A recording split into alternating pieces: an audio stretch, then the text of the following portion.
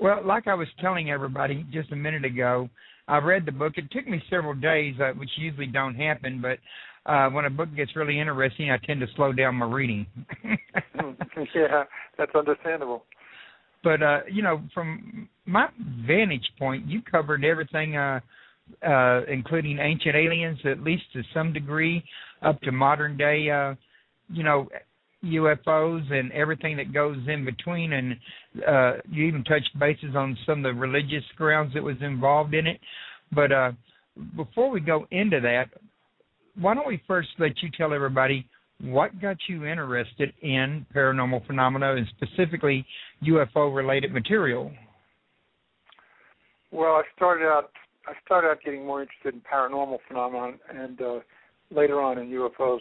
But I had a UFO incident when I was in the Air Force that I think had a lot to do with the fact that I later got very much into UFO research. I had an incident where I think I was taken on board one of the craft, and then returned to my room. When I returned to my room, I ran to the window and looked out, and just in time to see the craft going by. This was at 3:00 in the morning at an Air Force base in Florida, and I later found out that they had UFOs on the radar that night. So I reported it to the UFO office, which I didn't even know it had existed prior to that, and the captain sitting there had a multi-page questionnaire about my experience and was not at all surprised at some of the outrageous information that I gave him. So he must have been getting other such pieces of information, and that didn't surprise him at all. In any case, I later realized that that's what had pushed me into the whole field of UFO research. And that's what really, I guess, having been abducted, certain information was in the recesses of my subconscious, and it came out when I joined the NICAP in Washington, D.C. in about 3 years later. Yeah, I did see in your book that you mentioned you'd been with a NICAP. I know you've been with Atlantis Rising for quite some time as well. You've been very active in the community. It's a very impressive list. About roughly how long exactly have you been investigating and doing UFO research? Well, I've been writing for Atlantis Rising for 14 years. And some of those articles some of the chapters, which were originally articles, do go back quite a ways, but they nevertheless are still very current. The information is very current. But I've been doing UFO research per se probably for at least 20 years. Wow, that's more like 20. Sorry, go ahead. Yeah, long time. That's what I was about to say. That's a very long time. I've been studying it for a similar amount of time myself, either in books or on the internet, etc., TV, what have you. But it's a lot of information out there to cover. I just think yours was the first time I've seen cover such a broad range. Some of the things that when I first saw them on your website, I thought to myself, the average person, the average skeptic would think that this guy's making a lot of tall claims. However, the person who's done research would know that there's some kind of validity behind this. And I'm going to go into that in a minute, but what I was also going to mention was the fact that, I had it on my tongue, I lost it, then I had it on my tongue and lost it again. It had something to... Okay, I know what it was. I was just thinking that, after writing all these articles, interviewing all these here guests that you wrote about, the UFO technology and stuff, am I to understand that basically that's what gave you the idea that perhaps you could write a book that would really help people out as far as understanding the phenomena? Basically, yes, Royce. When I discussed by last year, I had written 52 articles for Atlantis Rising over that 14-year period.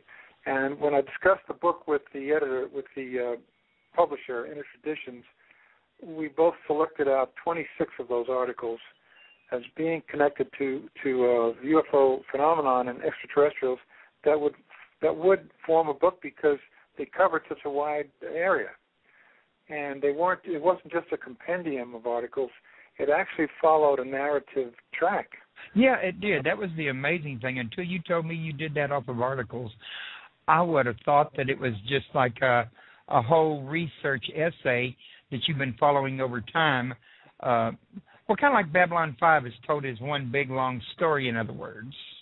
Well, the reason for that, Royce, is because when you write for a magazine, you can't cover the same ground in each successive issue. So I covered each of my articles covered a different area of the phenomenon. And so when they're all put together, they appear to have an actual narrative track, and it works very well. And that's the reason that the book came together so easily from the articles. And you want to tell us a little something about how you come about discovering about the Germans in the time machine, or would that be giving a little bit too much away too soon? Well, no, it's a fact. It's a fact that what we call the Nazi movement started out with an occult organization in Germany called the Thule Society. And they were doing research in these areas well before Hitler came to power. And they were the ones who were able to, and to get money for their research, they actually put ads in the German newspapers asking for contributions. And that's how they financed these early amazing things that they were doing.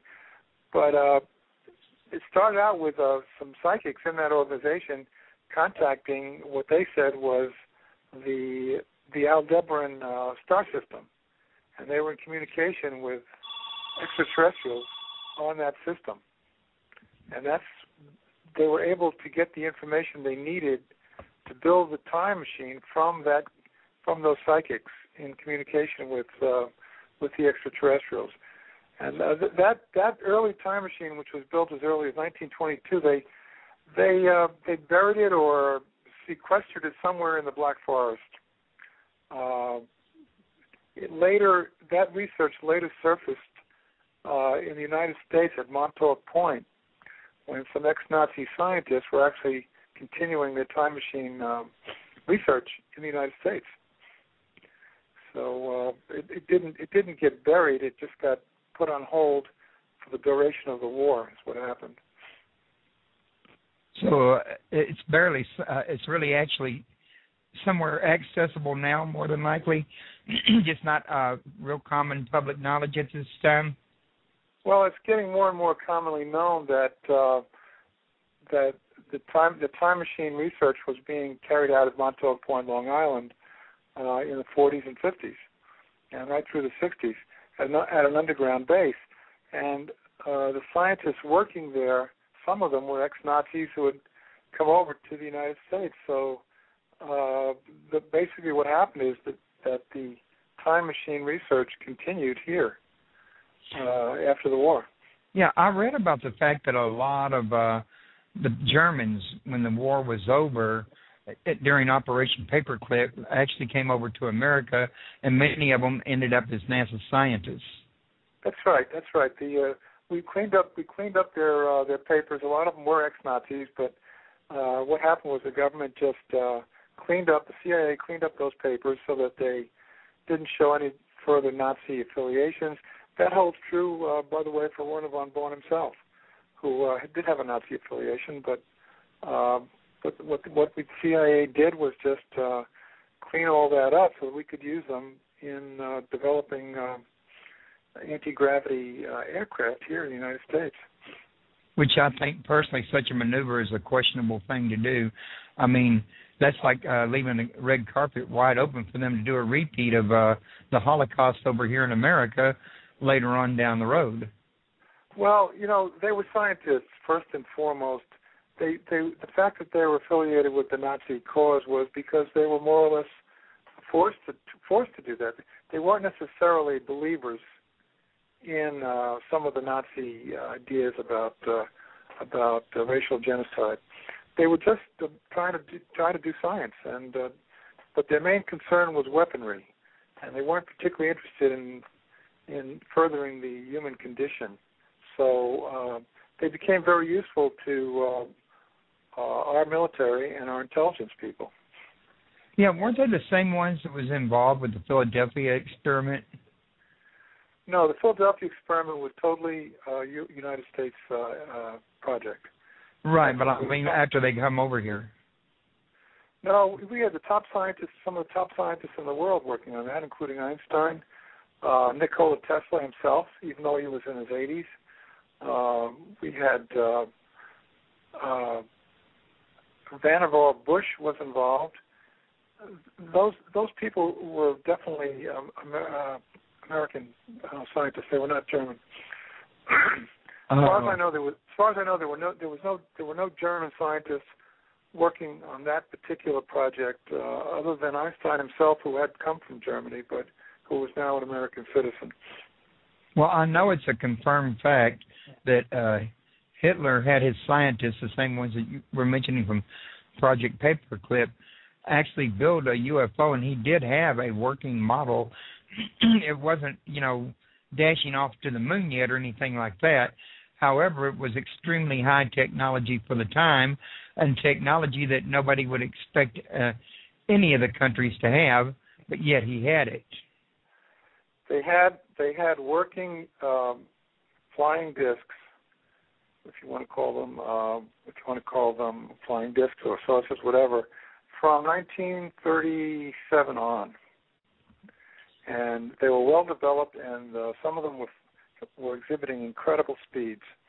But the problem was that he couldn't get them into the war because they were not able to build them in numbers and to train pilots for them and to adapt to the kind of dogfights that they would get into against Allied aircraft, Allied pilots. So it wasn't that they didn't have it well developed, but they just couldn't yet make them into weapons. So that I can understand. I can definitely understand why. I mean, the kind of maneuvers that we see UFOs making nowadays, those right angle turns that last seconds, and high speed stuff. You'd have to have some really well trained individuals with their reflex and their presence of mind to do something like that. That's right, because the craft create a gravitation pocket that they operate in, and it was very foreign. It's a very foreign thing for a German pilot to have to figure out how to work one of those, and so I think that was the main problem, was training the pilots. But they definitely had the technology, and they were able to go long distances. As a matter of fact, the one they created in 1939, they were using for reconnaissance way out over the Atlantic. So they were using them, no question about it. But they weren't weapons. They couldn't make them into weapons. That part was news to me. I'm glad I had you on the show because, I mean, I've seen it on the History Channel where they showed the saucers flying, but it never gave the impression that they were as far along as what you're mentioning. So it's a good thing that you're here to let us know about this here, because I don't know how many other people besides me may not have known. Well, they built one that was so huge. It actually held 32 crew members, and that was the Hanabu 3. And late in the war, they had one that was larger that held up to 100 crew members. And with that one, they actually did send a mission to the moon. And according to the research I've done, that one crashed into the moon because the tachyon drives that they were using, they weren't able to land softly, so it crashed and they weren't able to return. It was a suicide mission, basically. Now, that makes me wonder if that recent bell ring on the moon couldn't have been that warhead that they sent up there smacking that flying saucer from way back then. According to my research, they actually created they were actually able to create a small colony on the moon, and they actually did some underground work and everything as early as 1944. See, all this stuff that you're mentioning dates way back before Roswell, which just goes to show you that UFOs have been around a lot longer than just simply Roswell. It's just that that's when they started becoming mainstream attention. Exactly. From what I've read, the earliest UFO crash was actually off the coast of San Diego in 1941. We don't know much about that, but as far as I've been able to determine, that was actually the first one. But the Roswell crash was the first one that we had recovered 4 alien bodies, and we recovered the craft itself, and were able to use the technology from that crash. And that's all in the book by Colonel Corso, The Day After Roswell, which you may have read. Yeah, I read your book, but I haven't read any of Colonel Corswell's books at this point in time, although I would like to. I just haven't, being a radio show host, you don't always get the time you'd like to devote to any one given thing. I know, I understand, yeah. Well, a lot of people know about about Corso's book now, and it's gotten a lot of publicity. It was an amazing book because he was a colonel, and he was involved in recovering the technology from the crashed disk and using it and seeding it with American corporations. That was his job, was to take these things like night vision, all kinds of stuff that came out of that crash, to use it to give it to large corporations secretly and let them develop the patents on it and develop it. And that's what he did. Well, not too long ago, I had Laura Eisenhower, President Eisenhower's granddaughter, on my show. And I'm really taking you back to a comment you made a few minutes ago before I forget. And she was also saying that not only do they have a colony they started on the moon, but they have one on the Mars as well. Now, as far as the Martian colony goes, my understanding of that, according to my conversations with Bob Dean, I have a whole chapter on Bob Dean, by the way. It's called A Soldier Story in the book. According to Bob Dean, there's a city under the surface of Mars the size of Chicago. That's what he says. And there is a infrared image taken from one of the Mars orbiters that does show a very large something, the surface of Mars. And Bob's information is that it's a very large colony. And from what I'm able to understand, it's a colony that is both Martian and human combined. Yeah, that's what. Sorry, I didn't mean to interrupt. Did she say that too? Not only her, but Andrew Basiago and Albert Weaver. Yeah, Basiago, right. Yeah, that's correct, yeah. They're all saying the same thing. They're all corroborating it. I'm sure it exists. We just got a caller come in. You want to go ahead and take that call? Sure, absolutely. No problem. Caller, area code 405. You're on the air. Hey, guys. How you doing? I just great. How are you? I'm doing good. I had a comment about that UFO crash in San Diego in 1941. Oh, great. It was actually Howard Stern's penis. Do you know something about that? Baba Booey. Howard Stern's penis. Baba Booey. Did I just hear an echo? I don't know what's going on. Sounded like he just kept saying probably, and he's gone. That's what it sounded like. I think that was a joke. I think that was he was trying to be funny. I guess so, but anyway, getting back to the book.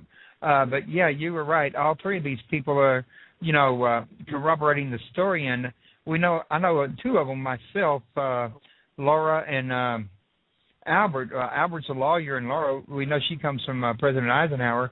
From a stock of people that you wouldn't expect to be making things up. In other words. Exactly, and I did interview Andrew Basiago myself, and I wrote an article on him for the magazine as well. So I know what he said. I know what he had to say. And he supposedly was teleported to Mars, and also met Martians here on Earth who had come here for a visit. So there's apparently been a lot of back and forth travel going on here that we have no idea about. And supposedly the Martians are very advanced. They have a lot of advanced technology and look very much like us. That's what Basiago had to report. Yeah. Did Laura say the same thing? Yeah, exact same thing almost. And I also interviewed Andrew on my show here about a year or so ago. And like I say, his story and Laura's were very, very, very extremely similar and very convincing, especially since Andrew has actual pictures from the Mars, I think from NASA photos, if I remember correctly, that he had enhanced that is actually showing things that look like people and trees and things like that on Mars that, according to NASA, there's nothing really there, but yet other people are saying that they're, enhancing photos and getting this stuff. That's exactly right. So if there is a city the size of Chicago under the surface, you can imagine that there's all kinds of activity going on there. But according to what Andrew said, and I don't know if Laura said the same thing, but the surface itself is uninhabitable and very dangerous for anyone to be out there. That's sorry about that. Andrew was saying that he did see life on the actual surface, but that may not have been humanoid life. It may be more hospitable to other races than ours. Exactly. And I think he said he saw some creatures there that were not really human. They were more like animals on the surface.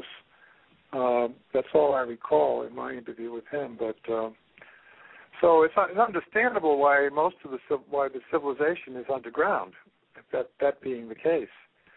And I think when they tried to recruit Laura to go there, they wanted her to go to that underground city. Is that correct? Is that what happened there? Yeah, they was wanting her to be a part of the project in the underground city.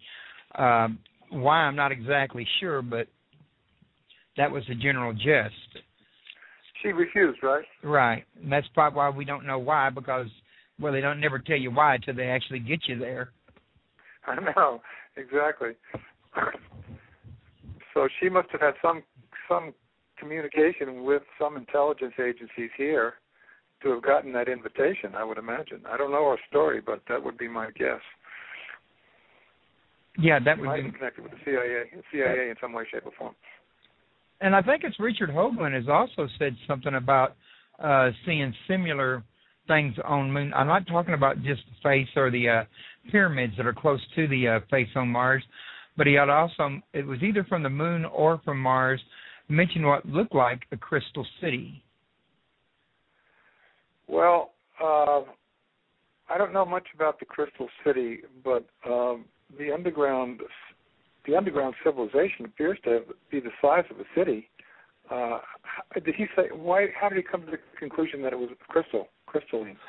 Well, I'm not really sure right now because I saw the video where he was describing this a little over a year ago, and it didn't stick in the memory banks like some of the other stuff I had stuck in there.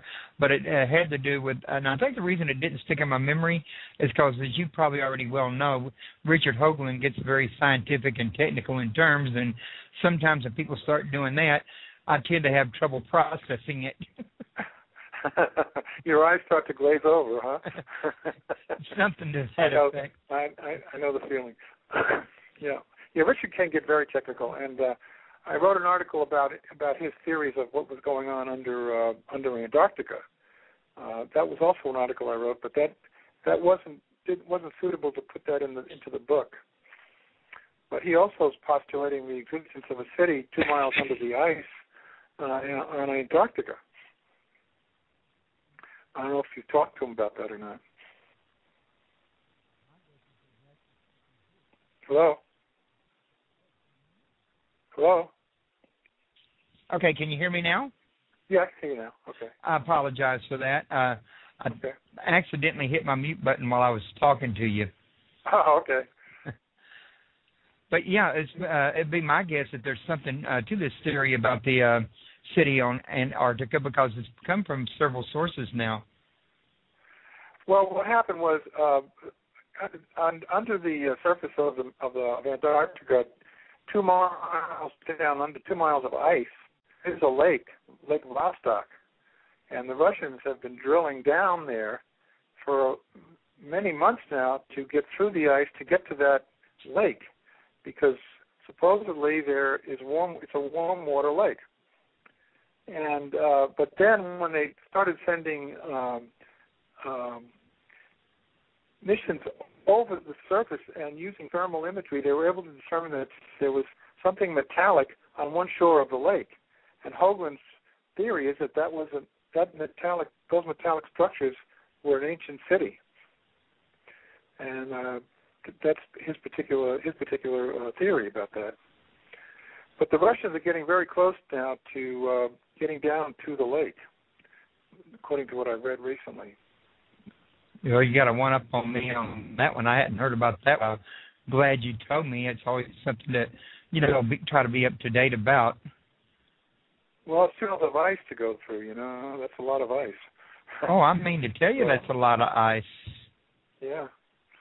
Also, I'm pasting your link into the chat room. I was going to mention to everybody real quick that if you want to learn more about Lynn and about his book, you can go to www.et-secrethistory.com, and there's links to where you can purchase the book there. And there should be a link right beside his picture on the page in front of you if you're interested in the book. I would highly recommend it after reading it myself.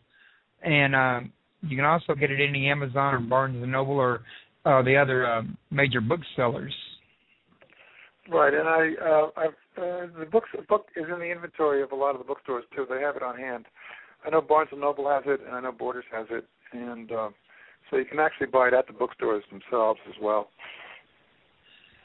And like I say, it's packed full of different subjects. So we've talked a little bit about Nazis, and there was quite a bit in there about them. But there was also, like, Nikola Tesla had off-planet friends. Up until I read that book, I knew about Nikola Tesla, his inventions, how many theorized that it was his invention that caused that explosion in Siberia. I know that they say that the government went in there and took all his materials, all kinds of stuff like that. But this is the first I heard about him having off-planet friends. He made no secret about it. He told a lot of people that he had off-planet friends. And he himself probably was an extraterrestrial because his knowledge was so far in advance of anyone else's that nobody could keep up with what he knew. He was just incredible. And a lot of his inventions have yet to be really used. For instance, he actually invented a way to send electricity through the air so that you'd need wires. And we've never gotten around to that, but I'm sure that's coming. And that was his invention. And he was the one that perfected those patents for radar prior to World War II that the British had in place. When the Germans' planes started attacking, they were able to use the radar, and that's basically the reason they won the Battle of Britain, based on Tesla's patents. And you have to ask yourself, how does somebody so many hundreds of years back have any kind of knowledge to dream up these kind of futuristic technologies? Unless it is from off-planet friends. I personally think probably he did have off-planet friends, and that would explain it because he was like decades ahead of anyone else, any of the scientists at that time. Probably more like 50 years or 100 years ahead of anyone else. Now, you also mentioned in here that World War II was an extraterrestrial battle, which was news to me. However, it would make sense if the Third World War is also going to be a extraterrestrial battle. Well, even General MacArthur warned in his final speech that the next war would be extraterrestrials. He made that speech just before he retired. So, and of course, President and Reagan talked about it at the UN. He made that statement that we might be facing an interplanetary battle, in which would bring us all together. But World War II was definitely, as far as I'm concerned, was of extraterrestrial influence. There's so many facts about it that are there is no other explanation. Did you read those two chapters? I gather, right? Yeah, I read the whole entire complete book. You went pretty far in depth, and there was, you were naming names in there. But yeah, I can see where you would get that idea. But Grand Elf was mentioning in the chat room, and according to him, Tesla admitted to being an ET. Now, I don't know where he got that, but he seems to think that he did. Did you ever hear anything about that? All I know is that he did commonly remarked that he had off-planet friends. And according to my research, he actually introduced extraterrestrials to President Roosevelt, and they met on a ship in the Atlantic in the late 30s. Because Roosevelt had known Tesla a long time. He met him first when he was Secretary of the Navy, right after World War I. And he was very impressed with Tesla's genius at that time. So he became sort of a consultant to Roosevelt, although he wasn't in an official capacity. So the fact that he may have arranged that meeting between what I believe were the Pleiadians and Roosevelt in the 30s would make a lot of sense, and it would explain how we were able to get some alien assistance to help us win the war, which probably did happen. Right. The Germans were already in league with the gray aliens. They had made a deal with the aliens in 1933, and that's where all that advanced technology came from.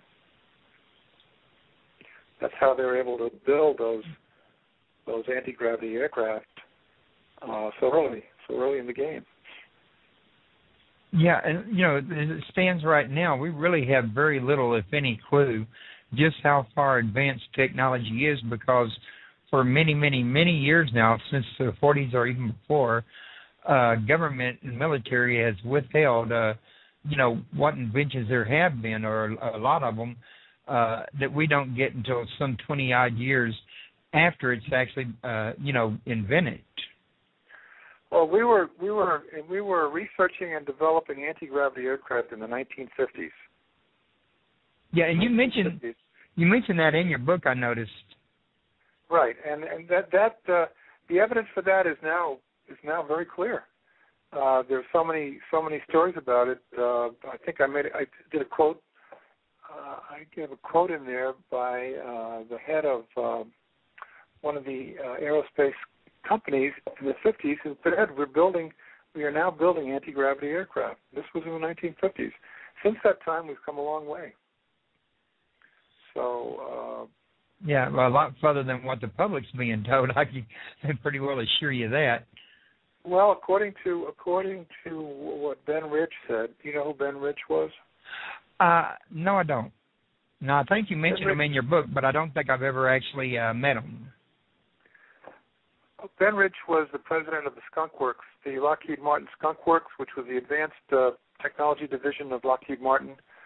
And in 1993, in a speech at the UCLA Alumni Association, he was an alumnus of UCLA. He said, "We have the ability to travel. We already have the ability to travel among the stars. Anything you can imagine, we can already do. But these projects are locked up in black programs so tight that it would take an act of God to get them out." And he was certainly in a position to know as the president of the Skunk Works. He died about 2 years after he gave that speech. But if we had that ability in 1993, you can imagine what we have now. Are you familiar with Dr. Richard Boylan? Yes, I am. Well, Boylan claims that we make routine trips to the moon and Mars on a daily basis and Bob Dean seconded that. Bob Dean said the same thing, that these trips originate out of Vandenberg Air Force Base, the Dugway Proving Grounds, and Dreamland, what they call Dreamland or Area 51. On a regular basis, we have advanced craft that can do that. So it's all being kept secret, and the technology is incredible. Yeah, it's very incredible. And I was looking in the chat room. Grand L said that Nikola Tesla claimed to have, well, let me see. He told his friend that he was in contact with the homeworld throughout his life. And that kind of stuck out to me as being new. I've never heard of it. So I asked him where he got this information. And he said that he must have a copy of it on his hard drive, but he said there was a documentary somewhere. I'm sure we'd have to look for it if we want to actually see it. But, I find it interesting that Tesla might have made some comments to that nature. Well, I do know that. Can you hear me okay? Yeah, I can hear you. Are you having trouble hearing me? No, you just started to fade a little bit. I do know that Roosevelt originally put Tesla on what he called the Invisibility Project in 1940. That's how early Roosevelt was connected with Tesla's research. And supposedly Tesla did succeed in making a ship disappear in the Brooklyn Navy Yard as early as 1940. This is even before the war broke out. So that explains why he would have been a logical candidate to work on the Philadelphia experiment 3 years later, when Einstein got involved in it as well. Okay, now, but see, that's of interest, Tim, because we already know that in today's technology, it was on the news recently that I think it's the British have found a way to actually cloak ships from the naked eye as well as from radar. But see, we had no idea that this technology has really been with us some odd, 50 years now or more? Exactly, because as you may know, I think you know about the Philadelphia experiment, right? Yes, I do. You know what happened there, that it had horrible results because some of the sailors got embedded into the hulls of the ship. But I'm sure that the technology did definitely develop from that point on. That was not the end of it. You can be sure of that. So the fact that we may have now have invisibility perfected would not surprise me at all. It seems very likely to me. Right. Now, one of the things that you talk about in your book is President Eisenhower turning down a deal with the extraterrestrials. Now, the way I understand that, and correct me if I'm wrong, is that President Eisenhower did turn down a deal with them. However, I think when Truman got to office, which if memory serves me, and I need to be corrected if I'm off on this one, Truman come in after Eisenhower, and he made the deal that Eisenhower wouldn't make. Am I very far off on that? No, you have it in reverse. Truman preceded Eisenhower. Truman came before Eisenhower. Truman was the president in the late 40s and early 50s, and then Eisenhower followed him. So the deal that Eisenhower turned down was the possible deal that came out of that meeting in 1954. Are you familiar with that meeting in February of 1954? Did you read about that? Only in your book.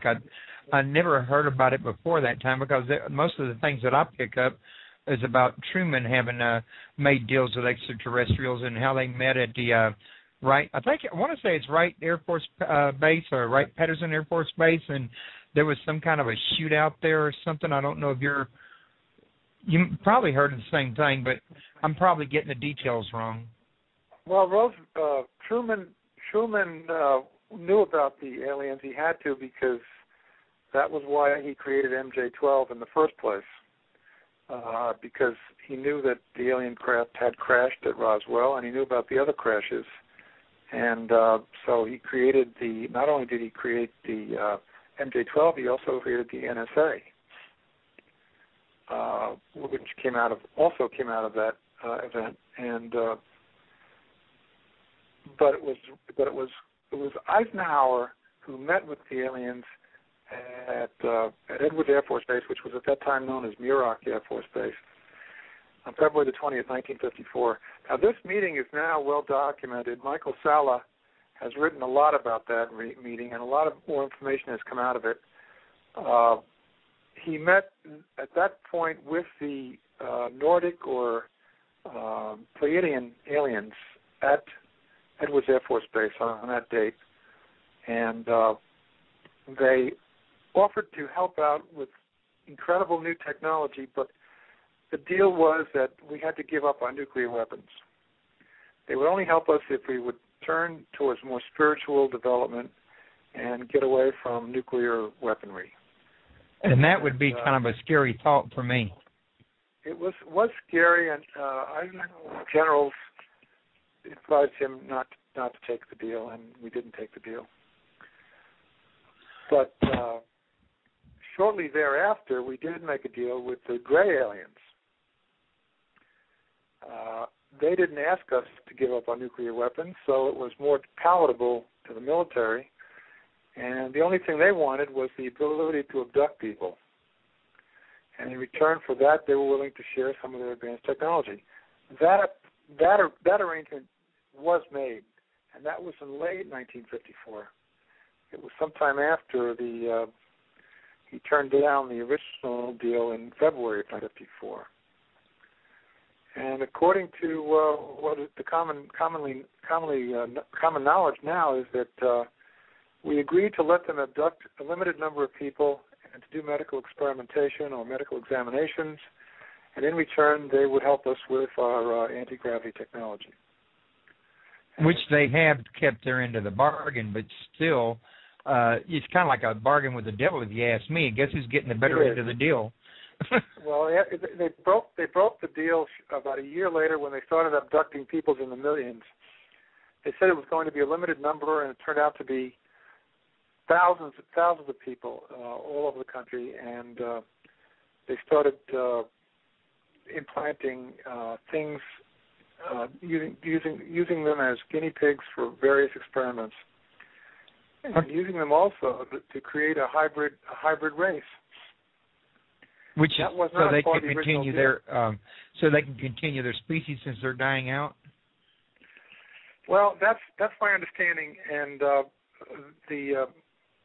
according to what various people who have channeled information from the aliens claims that they have been so expert in their ability to do genetic modifications that they have bred out the whole ability to be angry and warlike. They decided they wanted to get rid of that, and so they found a way to get rid of it genetically. And as a result of that, they lost the ability to have any emotions. And they're trying to recover that capability now with this hybrid development project, which they are now well along on, according to all the books. Okay, real quick, I was going to mention the fact that we're getting down to 15 minutes, and we still got some material to cover here. Would you like to go ahead and extend the show another 30 minutes? Yeah, that'd be fine. No problem. I always like to do it before I run out of time, because next thing you know, it sneaks up and you think it took and it didn't take, and then you get shut off. Yeah, no, that's 30 minutes. That's fine with me, Royce. No problem. Okay, now getting back to the topic at hand, I was going to also ask you about, I got it right down here. Well, actually, I was going to talk to you about it now. See, part of what you cover in your book is the 12 American astronauts that went to Zeta Reticuli. I have trouble with that word. It's a tongue twister, yeah, for me. Yeah. And I think just about everybody's familiar with that project now. But for the people that aren't there, I think we ought to, because, I mean, Bill Ryan had videos out on it, in other words, but not everybody, I think, saw those videos. I thought maybe you'd like to tell us a little something about it. Well, what videos did Bill have? I didn't know he had videos. That was my bad. It wasn't videos, but when Bill Ryan first had that one site up about Project Serpo, he had all the articles from the people that were involved in it. Right. And, yes, and then I converted that in my mind to video, and I apologize for that. Yeah, no, there were many photos were taken on Serpo, but thousands of them were taken, but they're all in a vault somewhere in a base in Virginia, at Bowling Air Force Base. So. Yes, we sent 12 astronauts there in 1965. This was part of the deal. The way this happened was that one of the aliens did survive the Roswell crash, and he was taken to Los Alamos laboratories where we learned how to communicate with his home planet, which was Serpo. At that time, we didn't know the name of the planet. We just knew that it was in Zeta Reticuli. And he had a device for communicating with Serpo that he tried to send messages, but he did not receive any answers, and then he died in 1952. But the scientists at Los Alamos continued the project, And eventually they were able to get an answer from Serpo. And it took about 9 years, but by 1961, we were able to converse with that device in rough English.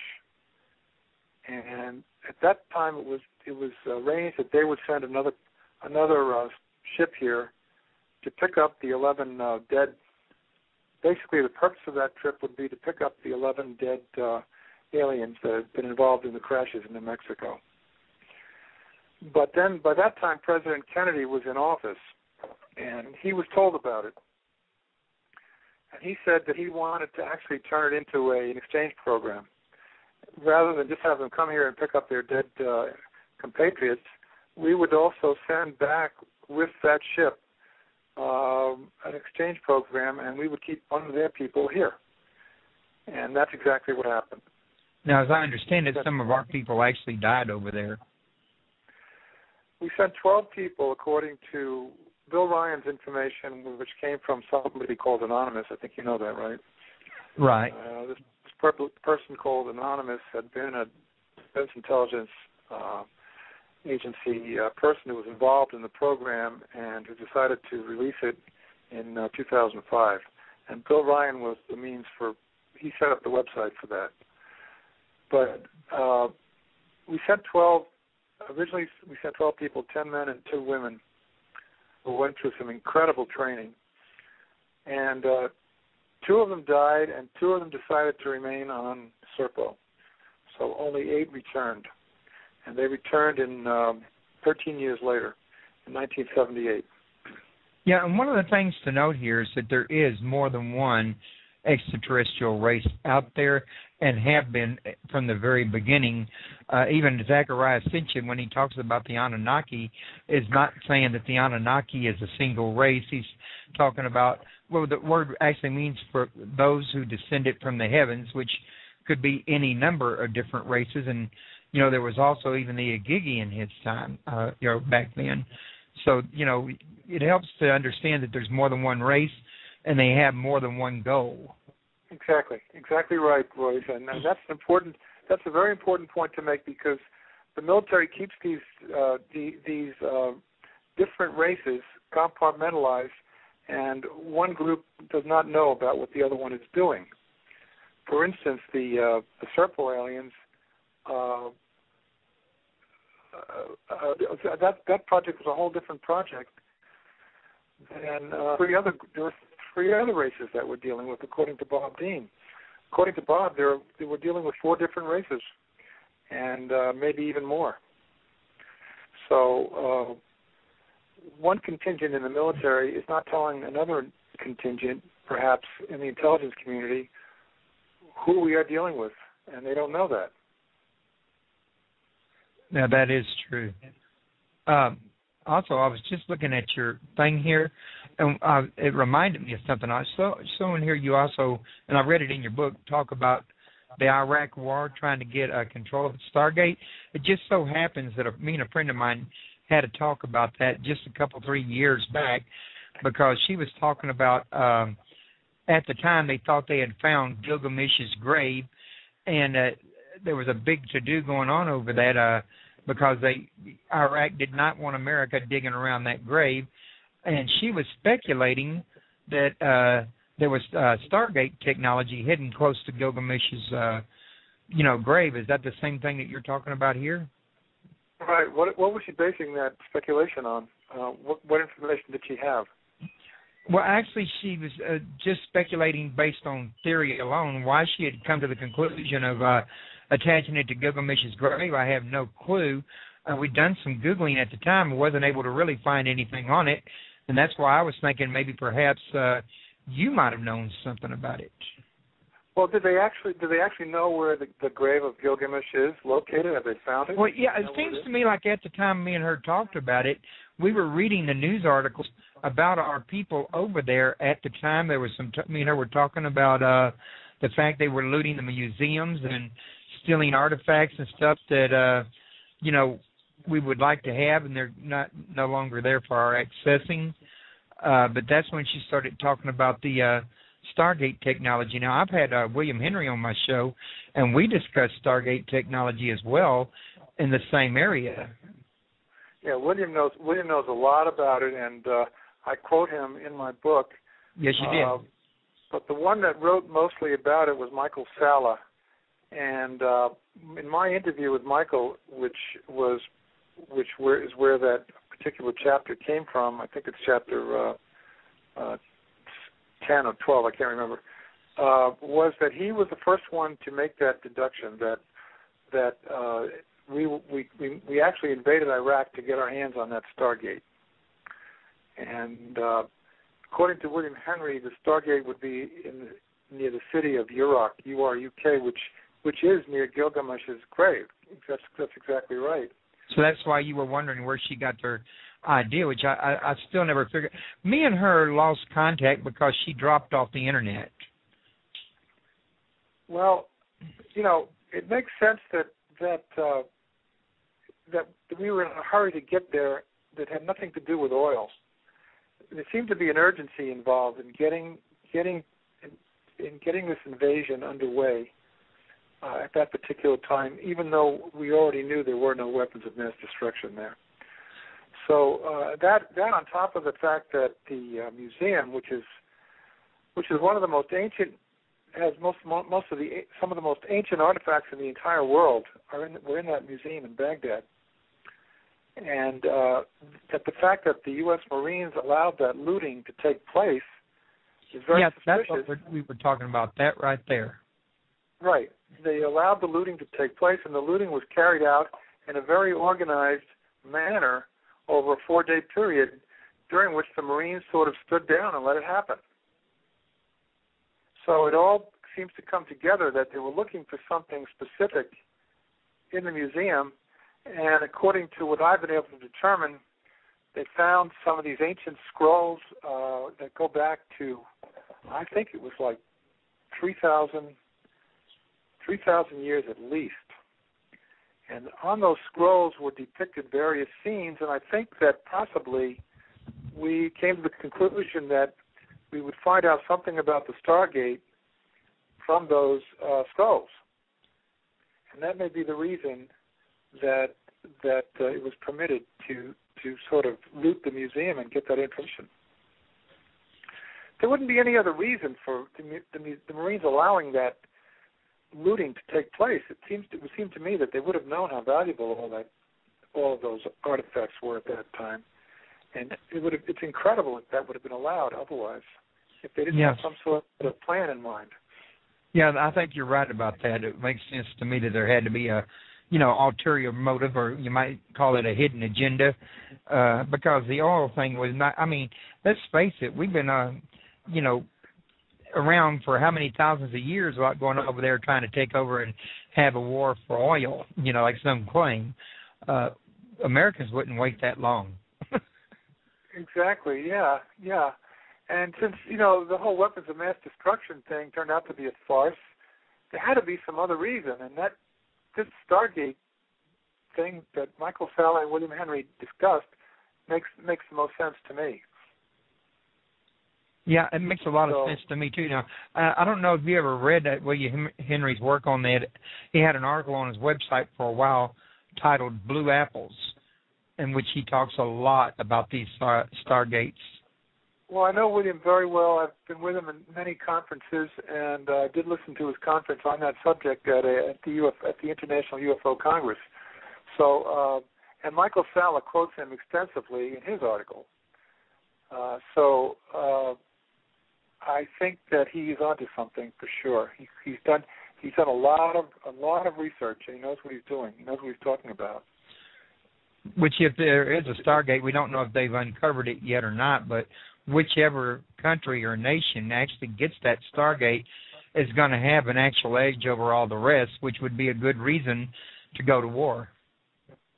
Well, what I wrote about it in that chapter of the book, which is on page 98, 99 of my book, was that the Marines failed to protect the priceless treasures of the National Museum of Iraq in Baghdad, as it was systematically looted according to a previous carefully developed plan over a 4-day period. Among the items stolen were 5,000 extremely valuable cylinder seals, some dating back to 3000 B.C., which depict scenes from ancient Mesopotamia, some of which probably show the location and use of the Stargate. So that would tie the looting of the museum in with that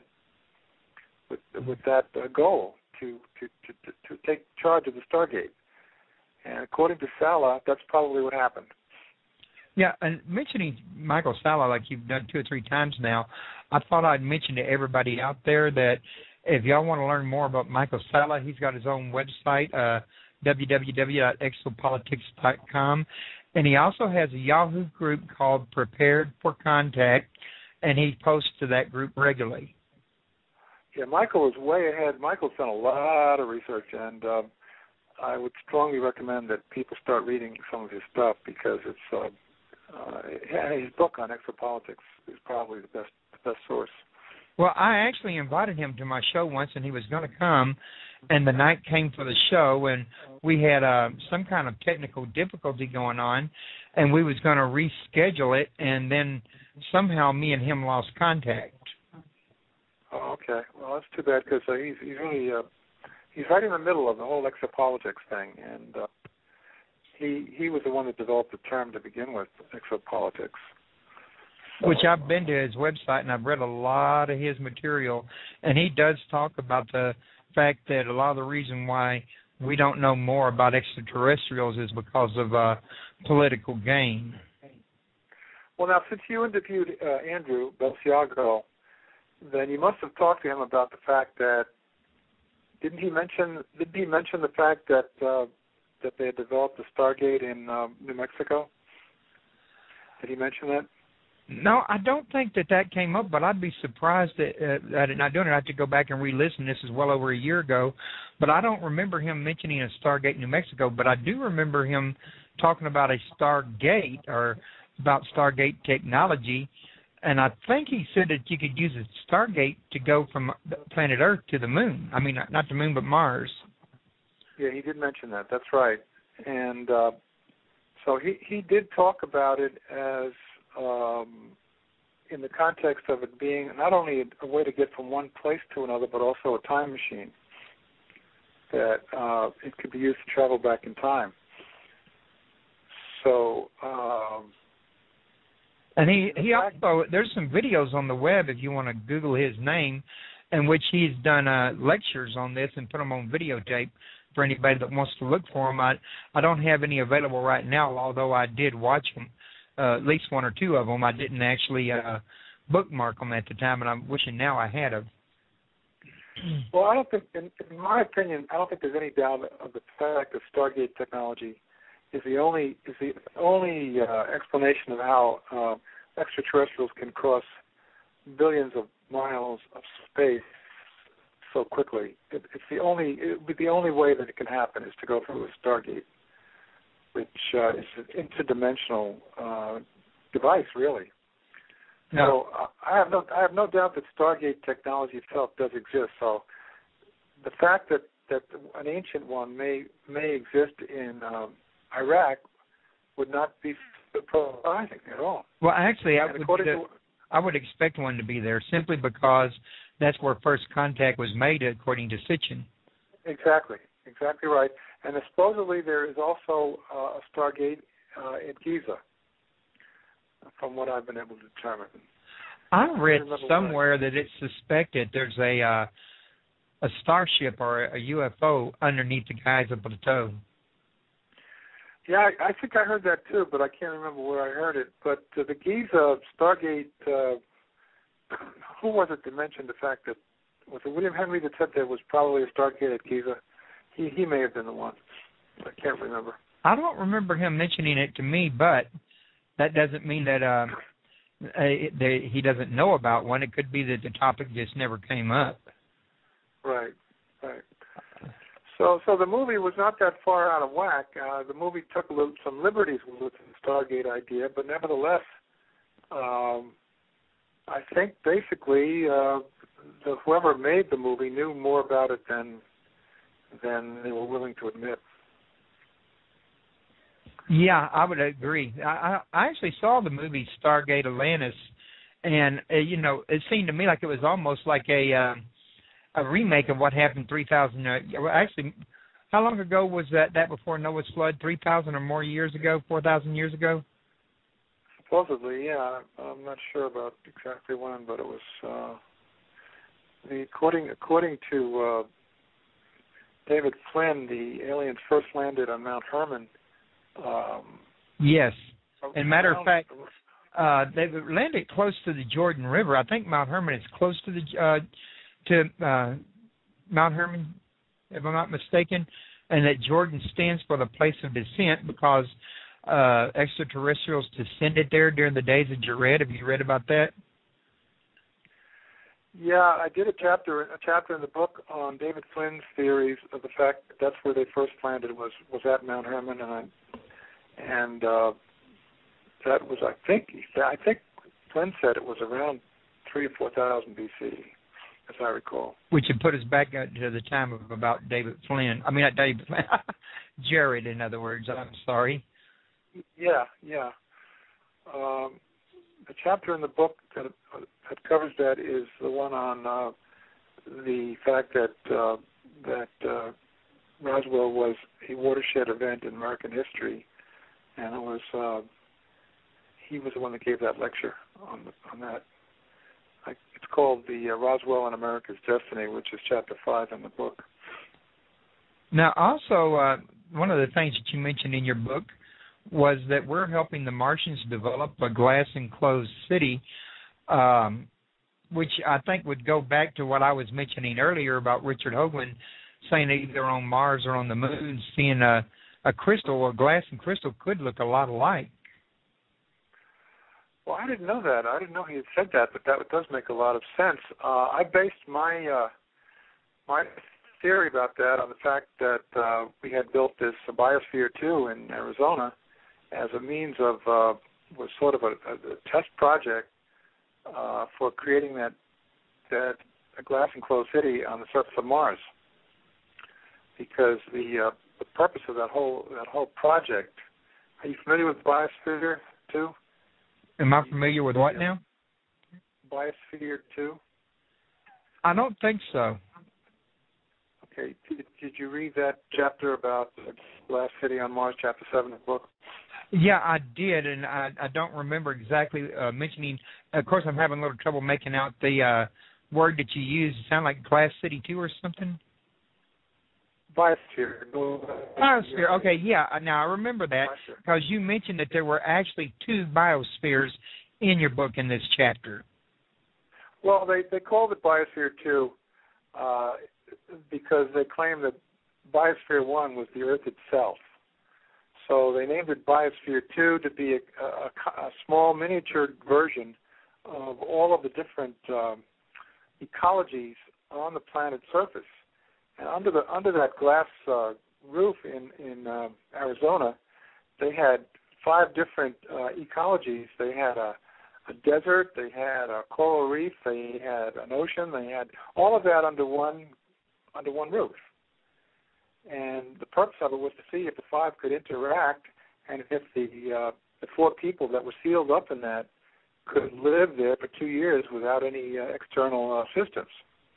And so they grew their own food, they processed their own waste products, and the sunlight created biosynthesis, and so that it created its own oxygen. And it was a very successful project. It was completed in 1993, I believe. And the purpose of the project was to see if they could make it work so they could build it on Mars. That was the whole purpose of it. Yeah, I remember you did mention that in your book. And if I remember correctly, didn't you mention that the glass that they used was very thick?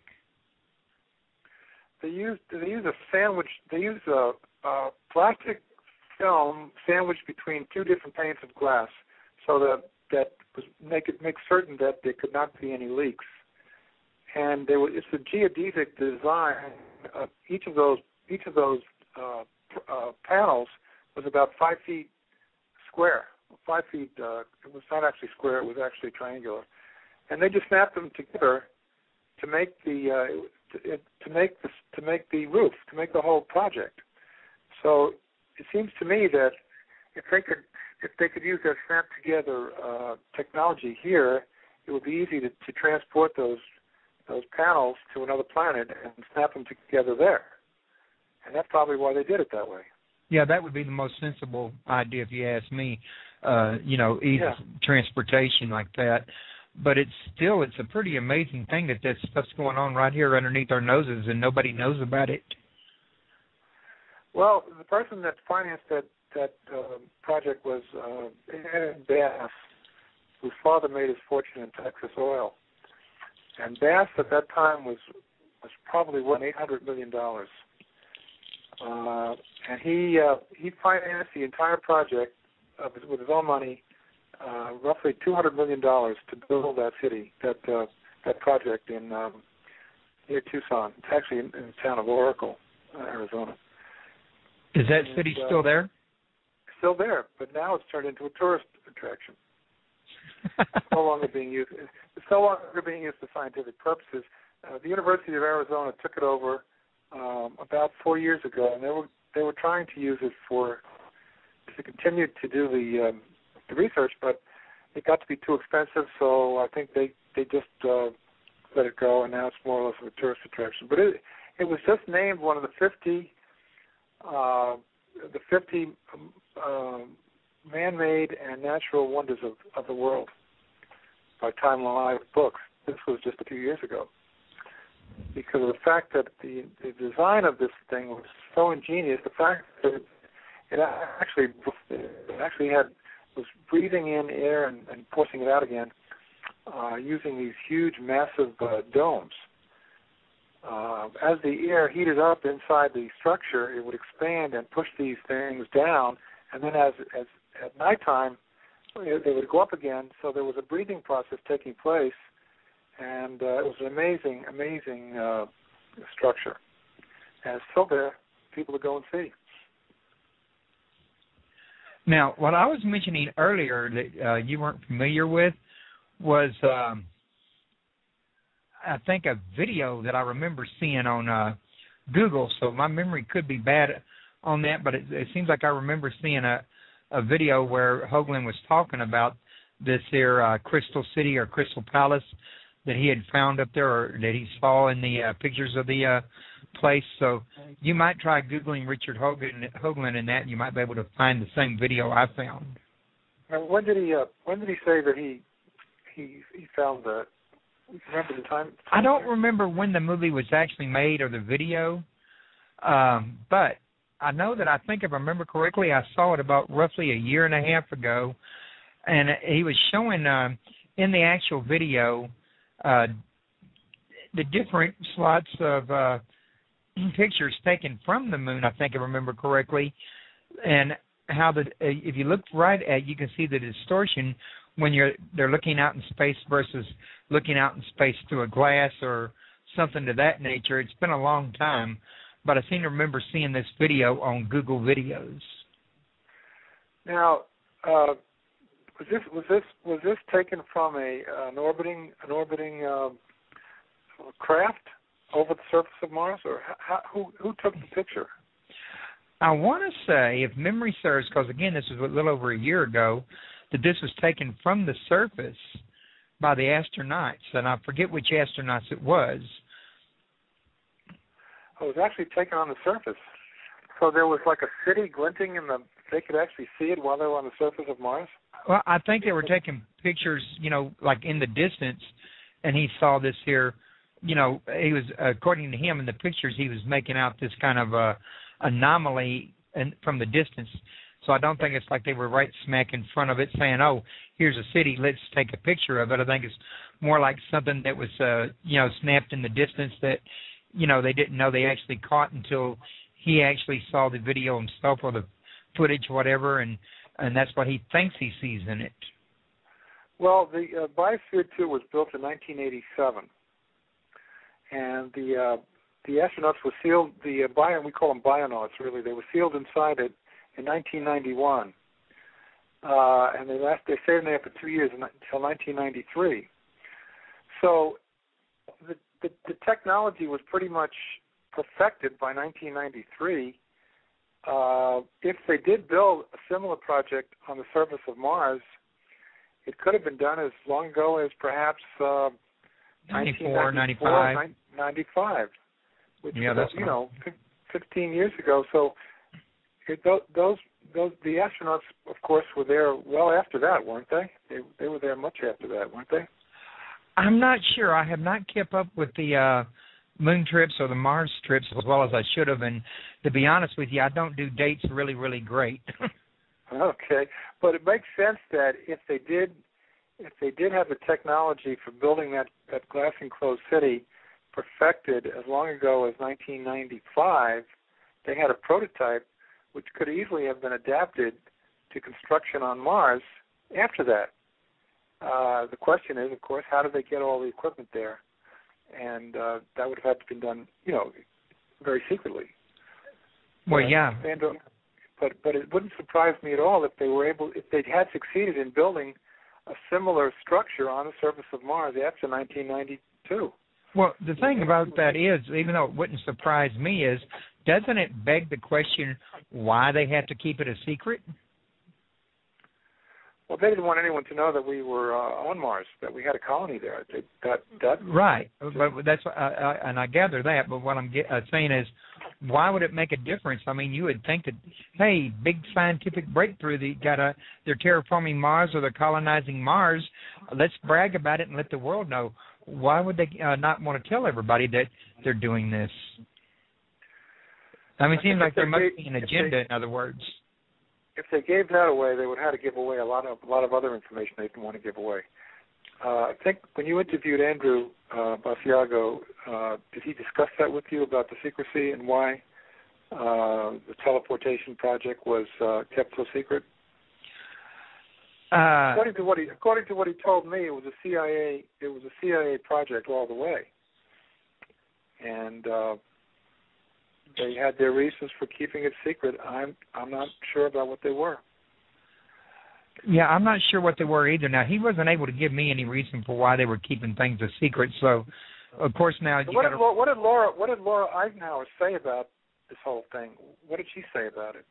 Can you hold on just a second? I seem to be losing you here for some reason. Okay. I seem to have a bad connection on my headphone.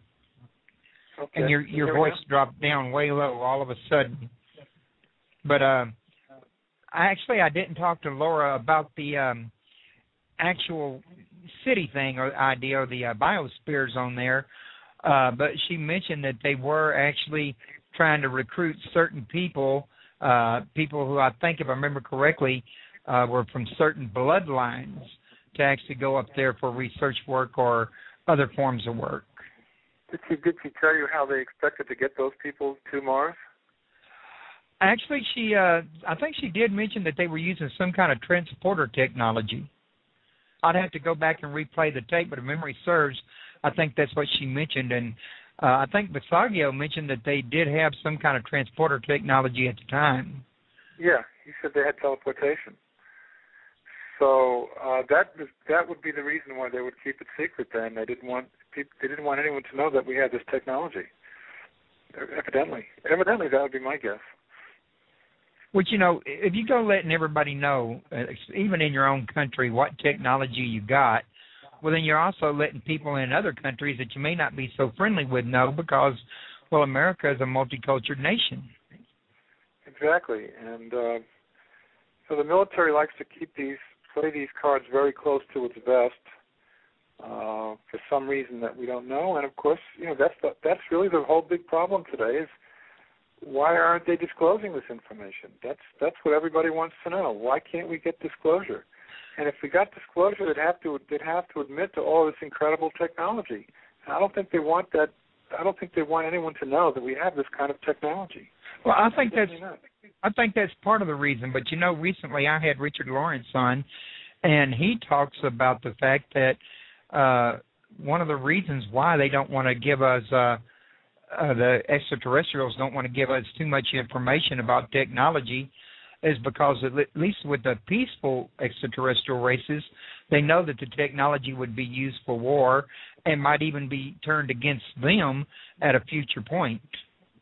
Exactly. That is one of the problems, and that's why I think when the Pleiadians first offered that arrangement with Eisenhower in 1954, the idea was that whatever technology they gave us would be used strictly for peaceful purposes. And without that guarantee, they were not interested in helping us. And from what I've been able to gather, it seems to me like from people I talked to that's had dealings with the Pleiadians, their mission is really mostly peaceful, and the ones that you really got to worry about would be the Greys or the Reptoid type ones, with the Nordic type extraterrestrials were trying to uplift the spirituality on the planet, while the others are trying to take over the planet. Yeah, I made that point in the book in my chapter on World War II, that the reptilians had a lot to do with World War II. It's my belief that they did on the German side, and this problem between the Nordics and the reptilians is a very, very ancient problem. It goes way back to different star systems. And Sitchin writes about that in his book, about how these interplanetary, one of his books, he has like 8 or 9 of them out or more, that, there's been an ongoing, rift between different races, and actually same races throughout the whole time. Yeah, and I think the reptilians do have a foothold on this planet, and that's the problem. And I think the Pleiadians are concerned that any weaponry-related things that they give us are going to find their way into the hands of the reptilians, and that may be the problem right there.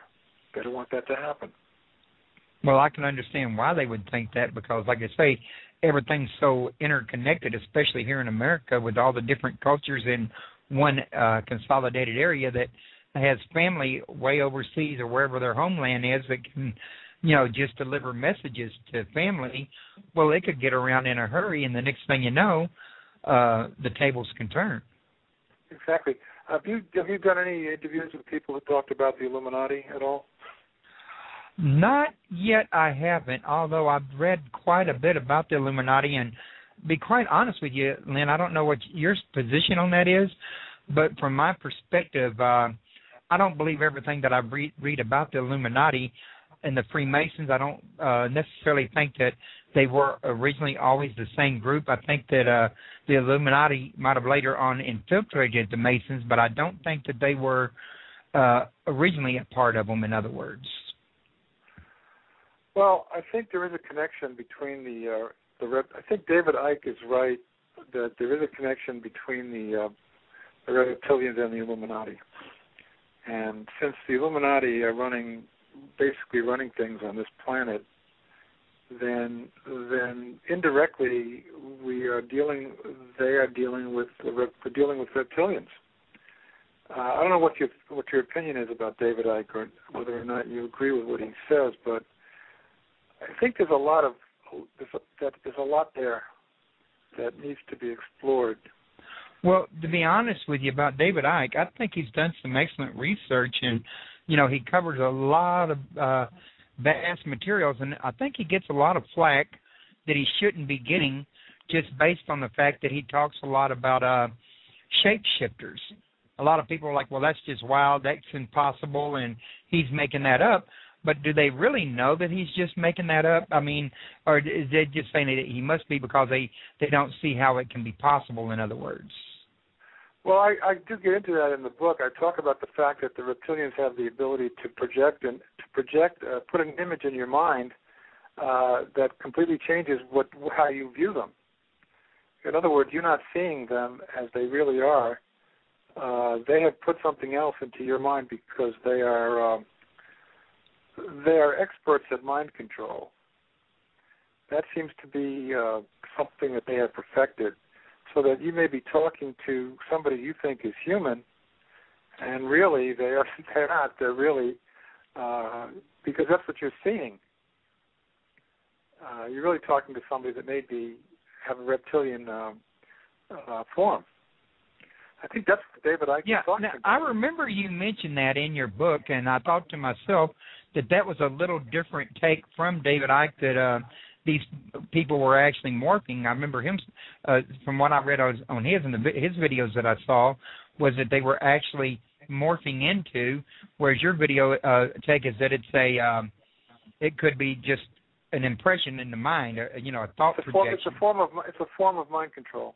That's my belief. And that's I think your belief could be very possible. I mean, just because David Icke thinks that they're morphing doesn't mean that he's necessarily right about that, and you'd have to actually be one of them to know for sure. It is known, it is very well known that the reptilians are extremely competent in mind control. In fact, mind control is really what propaganda is all about. It's national mind control. And that's why the Germans and the Japanese I think that they were given those capabilities by the reptilians. Well, yeah. Anybody that read Zachariah Sitchin's work would also know that, according to him, the way the extraterrestrials or gods used to talk to the prophets of old was in their dreams and visions, which means that that's a technology they have for getting inside your actual head. Exactly. So it does make sense. And of course, these races are thousands and thousands of years. Are you still there, Lynn? Yes, I am. I'm here. Can you hear me now? Okay, I can hear you now. Okay. These extraterrestrials are thousands and thousands of years ahead of us in biotechnology. So they can do things that to us seem like magic. But they're really just advanced technology that we haven't yet caught up with. Yeah, I think you're right about that, and I think we're really making large strides to catching up to them. But here's what I question: are we making these strides on our own, or are we still being assisted to this day from outside influence, and it's just not being made public? I think it's the latter. I think that they have technology. We have technology on this planet that's probably 50 to 100 years ahead of what they're releasing. I do know that according to what Ben Rich said, we have the ability to travel among the stars already. We had that ability in 1993. So can you imagine what other capabilities we might have that are kept so secret? And these things are being developed in deep underground facilities on this planet that go down miles. Yeah, areas like Area 51, Groom Lake over there, where people see UFOs on a regular basis. And they don't let anybody, get anywhere near the actual operation area.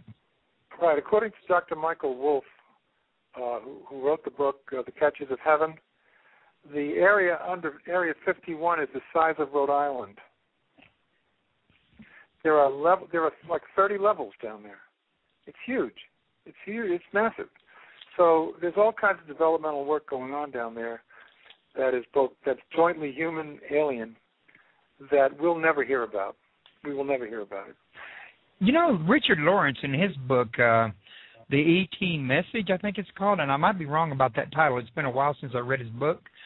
But he did comment that he had an out-of-body experience and actually went to, was it either Groom Lake or Dulcie, and went underground and actually saw some of this stuff going on, but he didn't go into great detail about it, and he said that he ended up leaving before getting caught. And I don't know, according to him, they had a technology to detect presences there that were out of the body.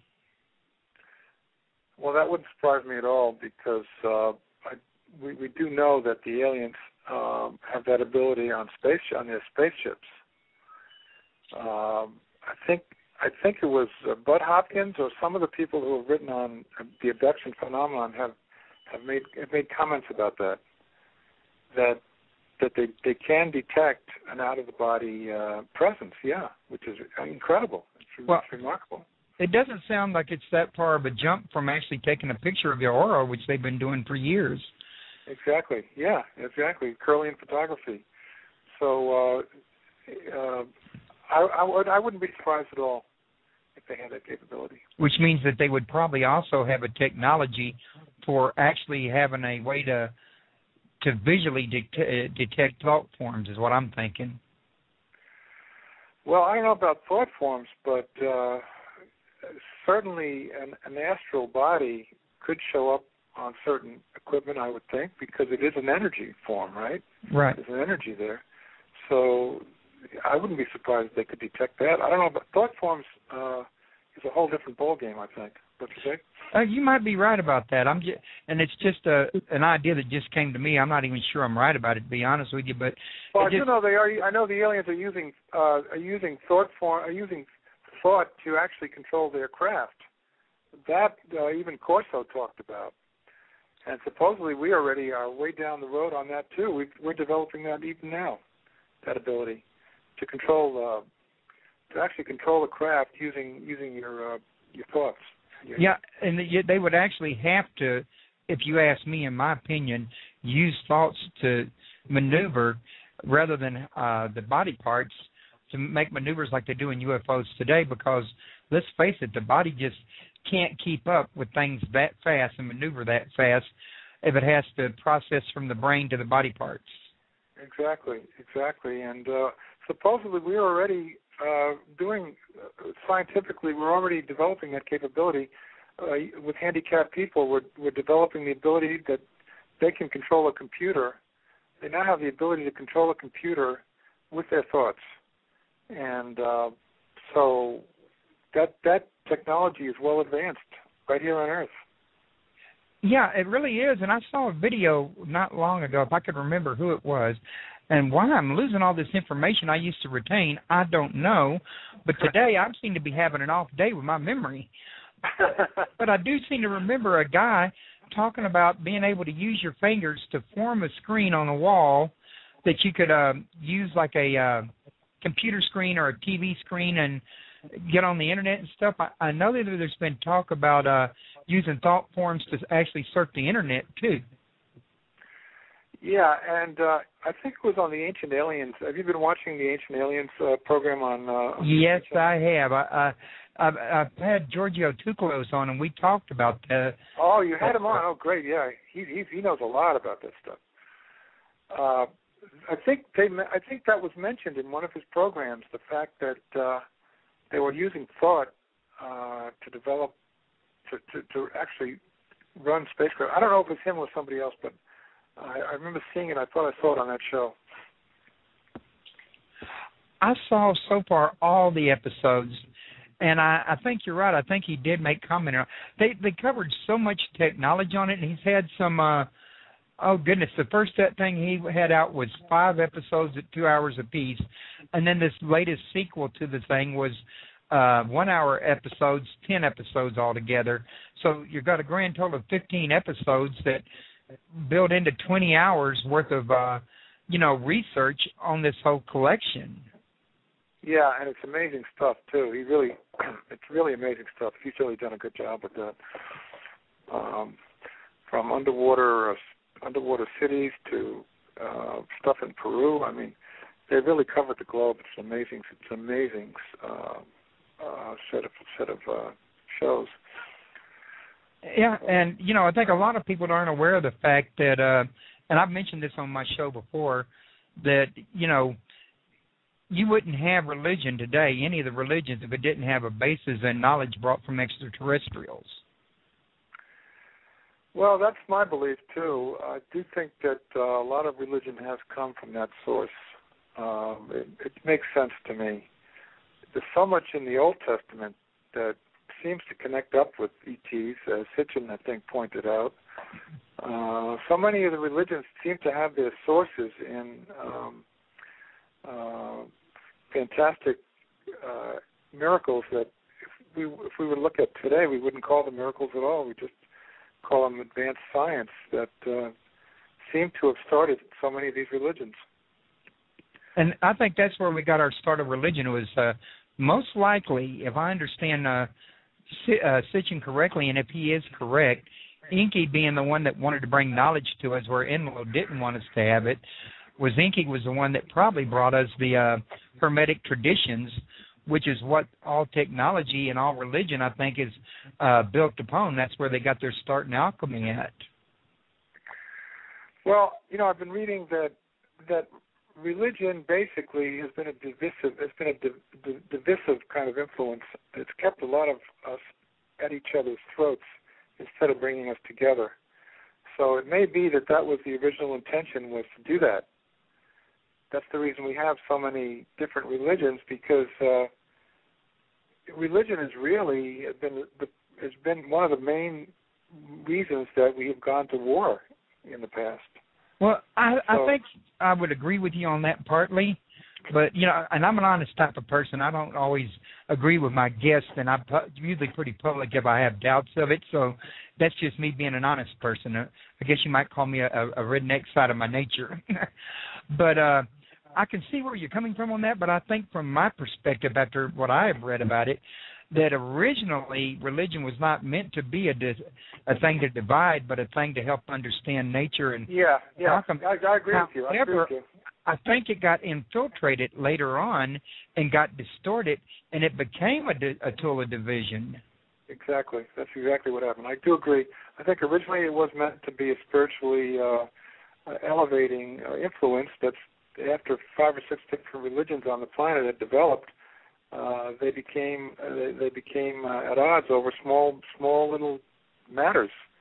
I mean, when in 1947, when England left India and divided into Pakistan and India, as soon as the British left, the two sides started slaughtering each other over small differences in belief between the Muslims and the Hindus.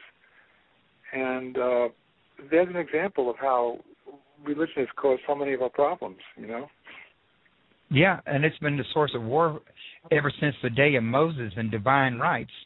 I don't think until Moses there was any such thing as divine rights or rulership as we understand it today. I mean, each town, each nation or country had their own god that was ruling over the kings, but it wasn't like one god rules the whole planet and he decides who's going to rule by divine right and take over the charge of the whole thing. You'd almost think that religion was created for that purpose if you study it historically, in other words. Yeah, it's hard to tell at this point whether religion has been beneficial or not, or retarding. In some cases, it's actually retarded scientific advancement. In many cases, it has, particularly when you get to the debate between creationism and so-called design, the creative intelligent design argument. So, in some cases, religion has actually retarded scientific advancement. Yeah, I would say it definitely has. Whether that was the intent or not, I don't know. Well, given all the book burnings that went on during the Middle Ages, I don't know about the very beginning, but I would say probably during the Middle Ages that probably was an intentional thing then. And, what it seems to me from all the scriptures that I've read, that the biggest thing that the church was hiding was the contact with E.T. Yeah, it seems that way, doesn't it? So much of religion sort of goes away after we reach certain levels of scientific advancement, because we begin to see that what we've called miracles really were just some form of advanced science, and it may just be that eventually all religion will go away after we reach a certain level of understanding of who we are and why we're here. Which that's one of the big things I like to cover with everybody is rather than seeking a God in an organization, you got to seek God within yourself. But we got another call. Would you like to take this caller? Okay, all right. Caller 651, you're on the air.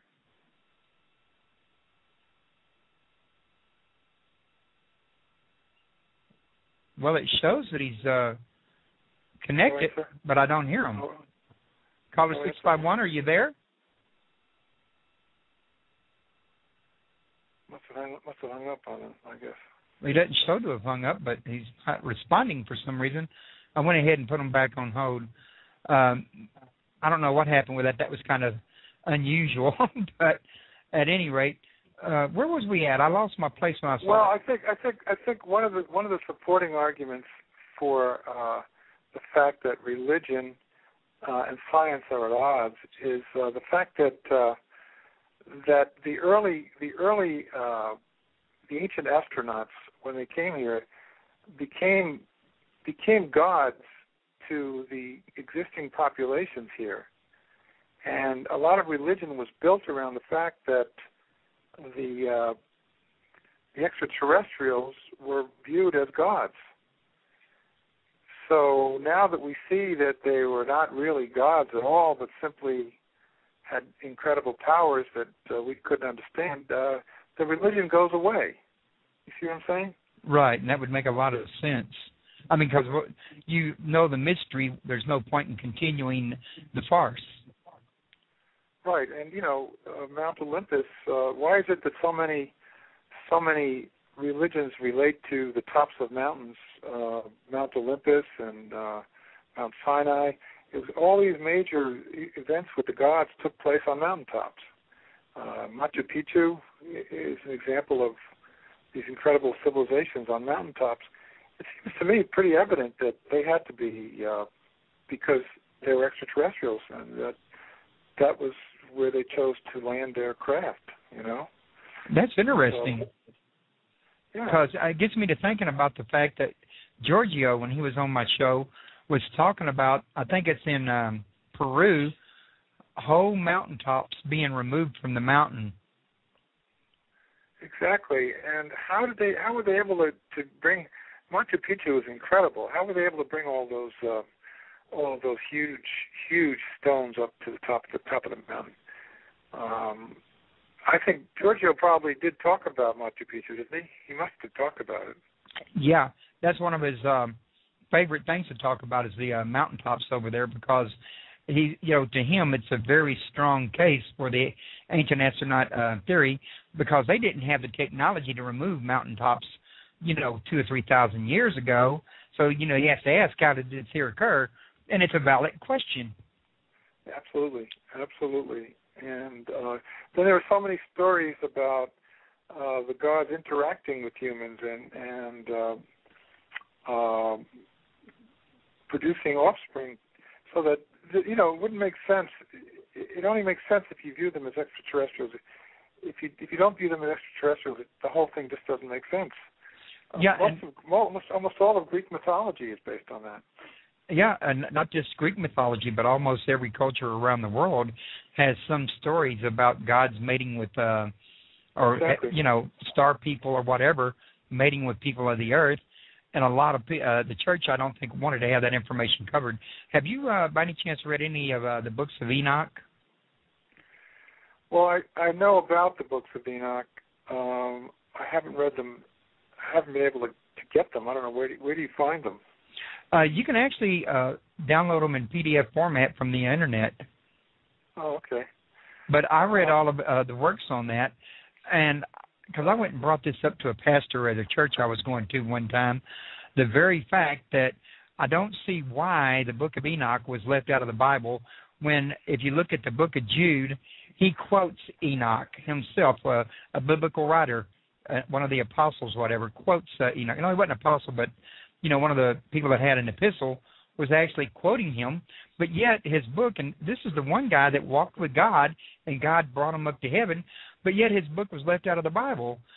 And when I read his book, the only thing I seen that the church didn't teach about in it was to talk about the ancient gods mating with women. And that's why I said that evidently that must have been the part the church didn't want known. Yeah, that would make sense, wouldn't it? Sure. Why would they want that known? And yet it's such a common myth throughout so many different mythologies. You find it not only in the Greek mythology, but I think, didn't Sitchin talk about that book of Enoch? Did he mention it? I can't recall. I haven't read that book in over 12 years, give or take. And I had read the whole collection except for the Lost Memoirs of Enki. And I know that I think he did mention Enoch in one of his books, but I can't remember which one. Now, one of the things I would point out here for the listeners' benefit is that when Sitchin wrote the Divine Code or the Cosmic Code, in that book he did mention that even the extraterrestrials admitted that there was a God that they were subservient to, like a, one whole creator. So evidently it was well known at the time that all this was going down, was that they might have been sons of gods or demigods, but they weren't the actual divine creator. Yeah, yes, I think that, and in some of the new literature, some of the modern literature, they refer to the source rather than the word God. They just use the word source, and so it's one and the same concept. Yeah, like kind of like the concept of a higher power, etc., a source that pervades the entire universe. Yeah, and some of the ETs have talked about that. Well, what I've read. Also, we got 17 minutes remaining, and I want to mention your website again because I got so wrapped up talking to you that I forgot to mention it again for the newcomers, which you've had a lot come in. And his website is www.et-secrethistory.com. And on that page, you can find information on where to get his book. And also, if y'all look on the page in front of you there, right beside his picture, you will see his book is available right there on that page. And you can get it at Barnes & Noble, Amazon. I think you mentioned another big major seller. Borders. And the Northwest Powell's, which is very, very huge up in the Northwest. Powells, Powell's books. Once again, I would really recommend this here book because he really gets a good timeline going about what has happened in the past up to the present. And, he's really interviewed a lot of the, people that's really heavy into the actual research themselves. And I think you've got some really fantastic material in the book. Just wonder what you thought about the chapter on the Hopi. Okay, now I do remember you did write about the Hopi, and I think you even mentioned their Kachina dolls, if I remember correctly. I did, yeah. And because you were talking about they tied in with the Mayan prophecy. Yeah, and the fact that the Hopi, you do consider the fact that they are derived from, they come from an extraterrestrial source.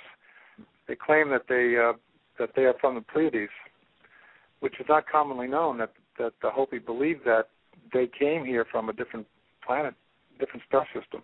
Now, a lot of people may not be aware of the fact that, according to what I've heard, and I think if I remember correctly, you mentioned this in your book, these Kachina dolls were blue. Well, they talked about the blue star Kachina, the one that will do the Kachina dances are very, very mysterious. They go back thousands of years, and they portray amazing mystical stories about where we come from and who we are, and the entire history of the planet. Literally, are wrapped up in these dances that they do. But the fact that they believe they come from the Pleiades and that they're going to go back there, I think it's an amazing story. Yeah, and one of the reasons I brought up the color blue on that was at the time I was reading that about the Kachina dolls in your book, I somehow had a thought come back up to my mind about the fact that if I remember correctly, some of the pictures I've seen online of, I want to say it was Krishna, it was one of the ancient gods, was blue, and he was one of the more spiritual teachers amongst the gods as well. Yeah, he is blue. He's always shown with a blue skin, right? I know what you're talking about. Well, there could be a connection there. Actually, what the Hopi are saying is this. They're saying that each of the Kachina dolls represents a different aspect of what's going on. And the so-called blue star Kachina, when he removes his mask in this dance, that'll be the end of this particular cycle of the fourth world, and we'll be going into the fifth world. And that seems to tie in with the Mayan philosophy of 2012. Which that's another interesting thing you're bringing up, is this idea of an end time is not just, material straight out of Revelation, in other words. I mean, almost every culture around the world has got an end-time scenario that is very, very similar. They may not all match exactly, but they all end in some form of calamity. Exactly, and there is some evidence that the Hopis have been in the southwestern United States for thousands of years. People don't know that. They really they go back to they're derived from the Anasazi, who came to this part of the world 10,000 years ago. And in their old some of their history, there were migrations down towards the Yucatan. So that there is speculation that perhaps the Mayans were part of that original migration from Arizona or New Mexico down to the Yucatan. Now, the Mayans and the Hopi are actually come from the same source, came from the same root. And if that's the case, then the two different end times prophecies would seem to tie together. Okay, now Grand Elf was mentioning in the chat room that the Mayan elders recently said that the Hopis are from their tribe sent to the four corners to preserve their knowledge. Yeah, I'm familiar with the prophecy he's talking about, and I think he mentioned that like one race, the white race, was in charge of fire, and the Hopi was in charge of, I forget which one it was, but another element, but each of the four tribes was in charge of a certain element, and they were supposed to come back together at the end of time with all the knowledge they had learned about their particular element. Oh, okay, that's interesting. Is Grand Elk, is he Hopi? Is he a Hopi? Actually, I'm not sure. I'm sure he heard you ask, and he's going to type it in the chat room here any second, but I don't know if he has any Native American heritage or not. I can tell you I'm part Cherokee and part Choctaw. Oh, are you? Okay. One of the things I wanted to do in that last chapter was tie together that experience that Miriam Delicato had on that spaceship in Vancouver, north of Vancouver, where she was told about the Hopi and the Hopi prophecies. She'd never heard of them before, and yet she had this experience on a spacecraft where they not only told her about the Hopi prophecies, but they actually gave her some Hopi words. And when she went to the Hopi Mesa a few years ago, and she told them that she knew these words, they were astounded that she had gotten them from this extraterrestrial contact. So it sort of ties together once more the Hopi with the ETs and their claim that they are actually ETs themselves. It's a fascinating story, really. So the belief is that they're descendants, in other words. Yes, they believe that their descendants, that their ancestors came from the Pleiades, and that after the day of purification, which is the final, basically the end times, after that day they will go back there. The survivors will go back there. Okay. In answer to your question, Granell says he's trained in anthropology. Oh, okay. Actually, speaking of anthropology, here about a year or so ago, I had David Horn on my show, and he's an anthropologist and a proponent of the ancient astronaut theory himself. And, he's passed away since then, but he's got I don't have the book in front of me, and I'm having trouble grabbing the title, but I think it's our ET history or ET heritage or something to that effect.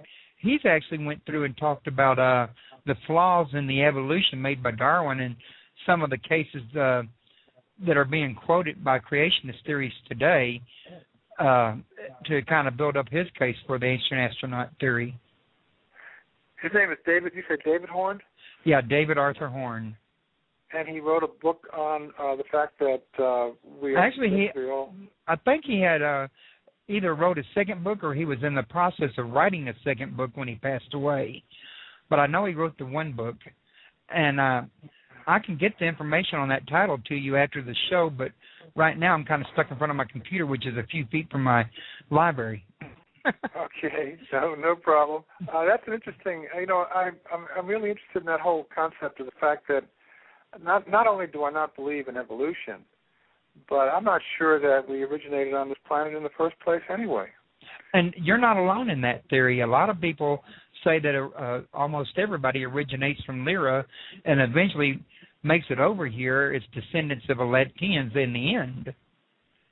Do you remember that old TV series, Battlestar Galactica? That was the whole premise of that whole series, was that we all came here on spaceships, and I know the human race supposedly did originate on Lyra. That's what I've read, yeah, and then spread throughout the galaxy, basically. Which means there's many, many, many more homeworlds out there. Yes, the human race is widespread. It's not limited to this planet, and that's my understanding. Now, we've got 7 minutes remaining. I wanted to ask you if you had any last-minute thoughts you'd like to share. With regard to the purpose of my book, or the purpose of your book, or if there's anything that you'd like to mention to everybody that they might want to keep in mind as well. Well, basically, my book. The purpose of my book was to go way beyond the whole concept of just sighting UFOs. I mean, that's history. That's all history. You know, there's no question that they're up there. The question we have to deal with is how are we going to interact with the ET races, and how are we going to pry this science from the fact that it's been kept so secret to allow us to travel to the stars, which we're meant to do, and to develop this amazing technology that will free us of energy problems and health problems on this planet. The sooner we do that, the sooner all these problems will go away, and the sooner we'll be doing basically what they did on Star Trek, which is really exploring the incredible universe that we live in. So I'm in perfect accord with all of the work that's being done by Michael Salla and Stephen Greer and Stanton Friedman to get this disclosure project. Stephen Bassett, have you had Bassett on your program yet? Not yet, but I am planning to ask him. It's just that right now I'm in the process of moving my show to my own website and hosting my own stream, because Blog Talk Radio, where I'm hosting at now, is making some changes that I'm not in keeping with, you might say. And I'm kind of not scheduling anything new until I'm sure I got my system up and running. But, yeah, I do want to have him on there because I understand he's very knowledgeable in all of this. Yeah, Stephen, I interviewed him way back, probably about 10 years ago for the magazine. The point that I'm trying to make here is that it's time to get comfortable with the fact that we are in a populated universe, and that we should start dealing with these other races and other civilizations on a regular basis. And until we've done that, we're not going to reach our own spiritual potential, and our consciousness expansion is not going to be possible. So that's basically the final thought I'd just like to leave your listeners with. Also, want to mention to everybody, my show is Tuesday. I'm going to be interviewing Eva Maria Mora, and she's going to be talking about quantum angel healing. I'd like to see everybody attend if at all possible. I wanted to throw that out there. I also like to tell everybody, mention again how much I appreciate y'all coming and taking part in the show, because I couldn't have my show without you. And Lynn, I want to thank you for coming on to my show.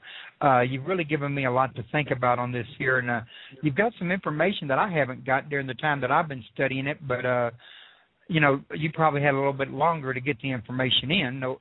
No age crack intended, but you know what I'm saying. Well, I've learned a lot today also from you, so I know you know a lot that I don't know. And it's really been a pleasure, and it's been very informative. I really enjoyed it. And I was going to also say I'd like to have you back on my show in the future after I get set up at my own website. Yeah, also, you may want to think about getting Bob Dean on also. Have you tried to get Bob Dean on? Yes? Not yet, I haven't. That may be something you want to look into. Bob Dean, don't you have a video with his picture on it up on your... I do. I have it on the website. Yes, I'm glad you brought him up. You know why? I saw a video of him, and I thought, my God, I'd like to have him on my show. And I couldn't find any contact information on him. Oh, let me know. He's a good friend of mine. If you want to get him on, just let me know and I'll tell him. Okay? That sounds fantastic. I'll work it out. Good. I got your information, and I plan to stay in touch if that's okay with you. Sure, absolutely. I'd love it. Yeah, that'd be great. Okay. Well, once again, folks, I'll be airing again Tuesday.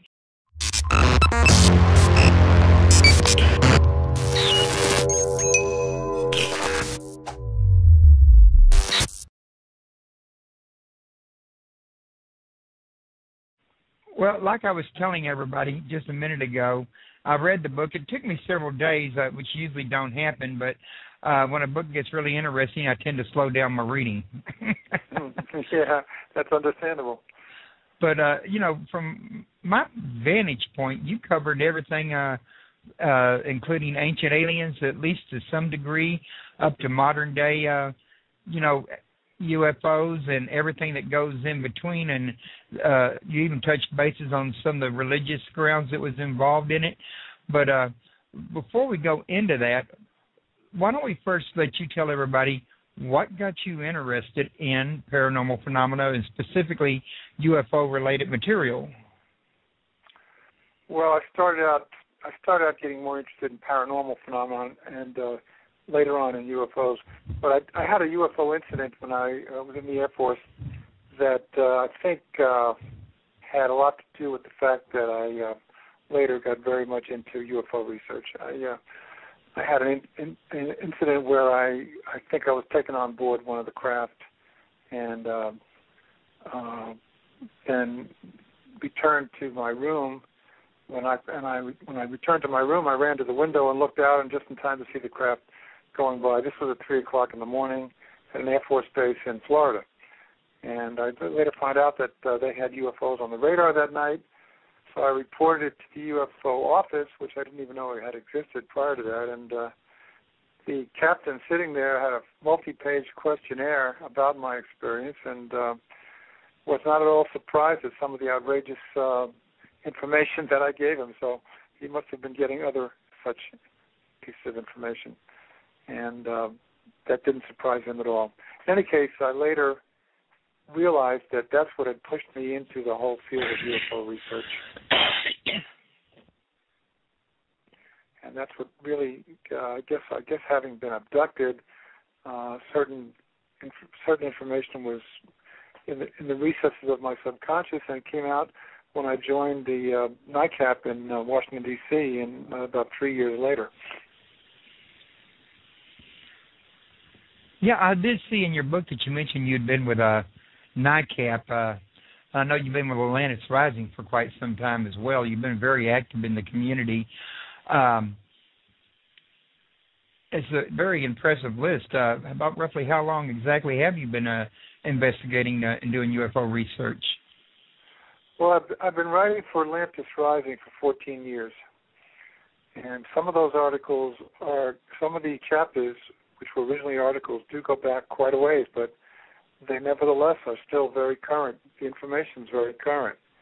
But I've been doing UFO research per se probably for at least 20 years. Wow, that's more like 20 years. Sorry, go ahead.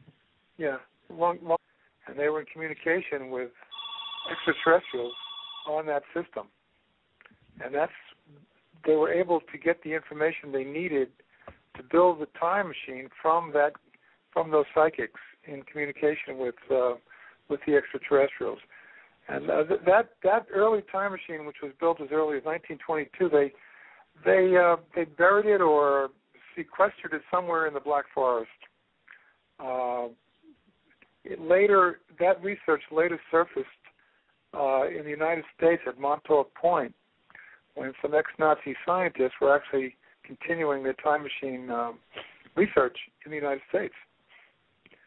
So it didn't get buried; it just got put on hold for the duration of the war. Is what happened.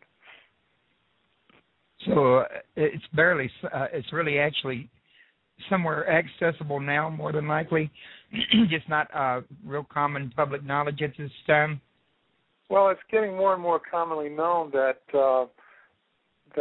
the time machine research was being carried out at Montauk Point, Long Island, in the 40s and 50s, and right through the 60s at an underground base. And the scientists working there, some of them were ex-Nazis who had come over to the United States. So basically what happened is that the time machine research continued here after the war. Yeah, I read about the fact that a lot of the Germans, when the war was over, during Operation Paperclip, actually came over to America, and many of them ended up as NASA scientists. That's right. We cleaned up their papers. A lot of them were ex-Nazis, but what happened was the government just cleaned up. The CIA cleaned up those papers so that they didn't show any further Nazi affiliations. That holds true, by the way, for Werner von Braun himself, who did have a Nazi affiliation, but what the CIA did was just clean all that up so that we could use them in developing anti-gravity aircraft here in the United States. Which I think, personally, such a maneuver is a questionable thing to do. I mean, that's like leaving the red carpet wide open for them to do a repeat of the Holocaust over here in America later on down the road. Well, they were scientists, first and foremost. The fact that they were affiliated with the Nazi cause was because they were more or less forced to do that. They weren't necessarily believers in some of the Nazi ideas about racial genocide. They were just trying to do science, but their main concern was weaponry, and they weren't particularly interested in furthering the human condition. So they became very useful to our military and our intelligence people. Yeah, weren't they the same ones that was involved with the Philadelphia experiment? No, the Philadelphia experiment was totally United States project. Right, but I mean after they come over here. No, we had some of the top scientists in the world working on that, including Einstein, Nikola Tesla himself, even though he was in his 80s.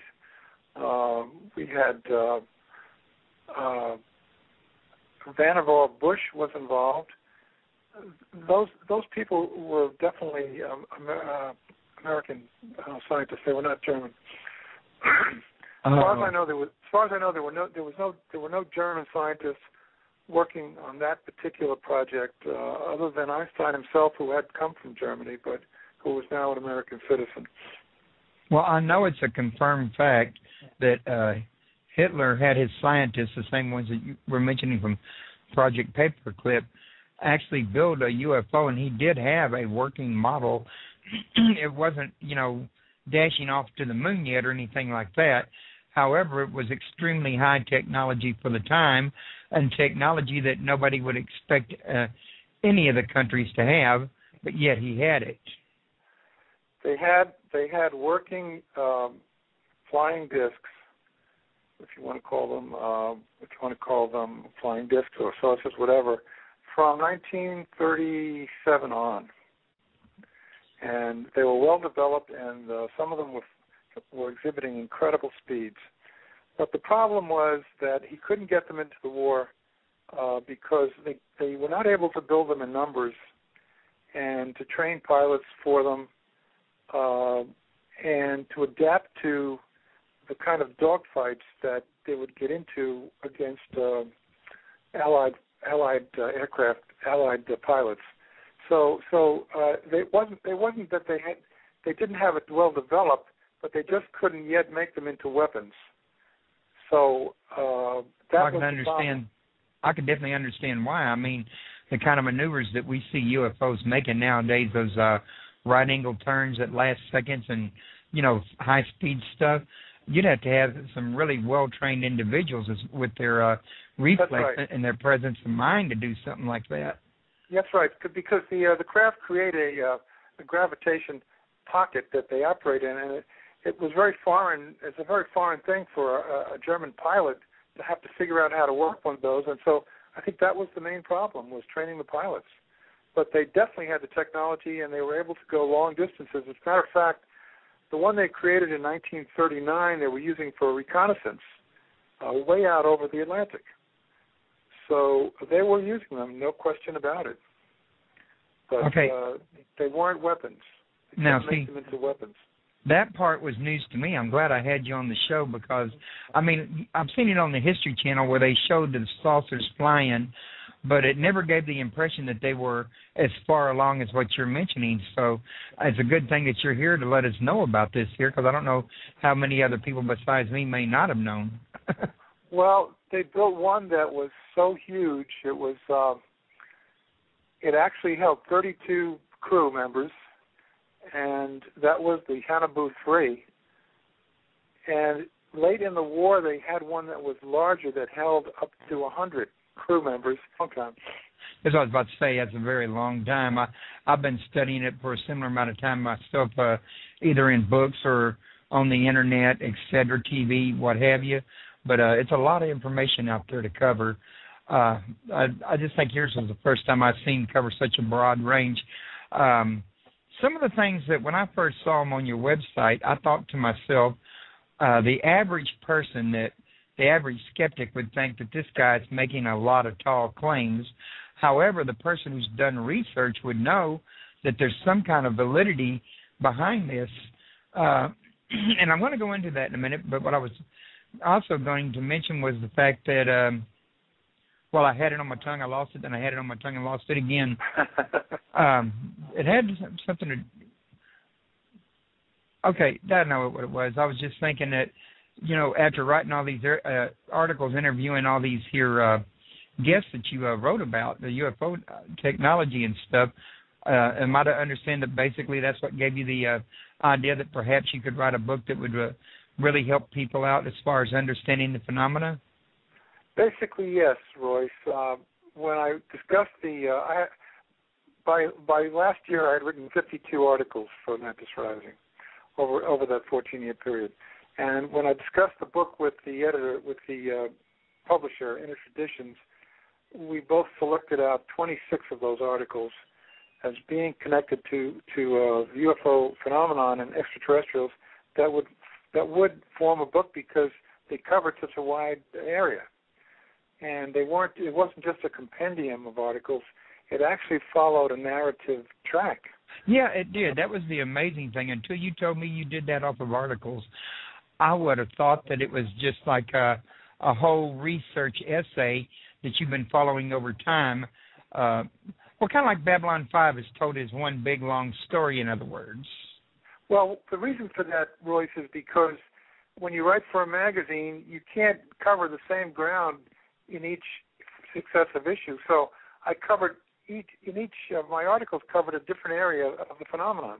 And so when they're all put together, they appear to have a natural narrative track, and it works very well. And that's the reason that the book came together so easily from the articles. And you want to tell us a little something about how you come about discovering about the Germans in the time machine, or would that be giving a little bit too much away too soon? Well, no, it's a fact. It's a fact that what we call the Nazi movement started out with an occult organization in Germany called the Thule Society. And they were doing research in these areas well before Hitler came to power. And they were the ones who were able to, and to get money for their research, they actually put ads in the German newspapers asking for contributions. And that's how they financed these early amazing things that they were doing. But it started out with some psychics in that organization contacting what they said was the Aldebaran star system. And with that one, they actually did send a mission to the moon. And according to the research I've done, that one crashed into the moon because the tachyon drives that they were using, they weren't able to land softly, so it crashed and they weren't able to return. It was a suicide mission, basically. Now, that makes me wonder if that recent bell ring on the moon couldn't have been that warhead that they sent up there smacking that flying saucer from way back then. According to my research, they actually created they were actually able to create a small colony on the moon. And they actually did some underground work and everything as early as 1944. See, all this stuff that you're mentioning dates way back before Roswell, which just goes to show you that the UFOs have been around a lot longer than just simply Roswell. It's just that that's when they started becoming mainstream attention. Exactly. From what I've read, the earliest UFO crash was actually off the coast of San Diego in 1941. We don't know much about that, but as far as I've been able to determine, that was actually the first one. But the Roswell crash was the first one that we had recovered 4 alien bodies, and we recovered the craft itself, and were able to use the technology from that crash. And that's all in the book by Colonel Corso, The Day After Roswell, which you may have read. Yeah, I read your book, but I haven't read about any of Colonel Corswell's books at this point in time, although I would like to. I just haven't, being a radio show host, you don't always get the time you'd like to devote to any one given thing. I know, I understand, yeah.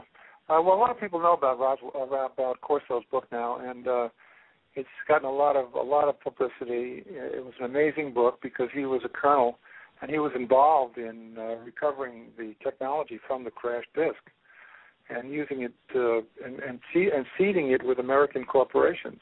That was his job, was to take these things like night vision,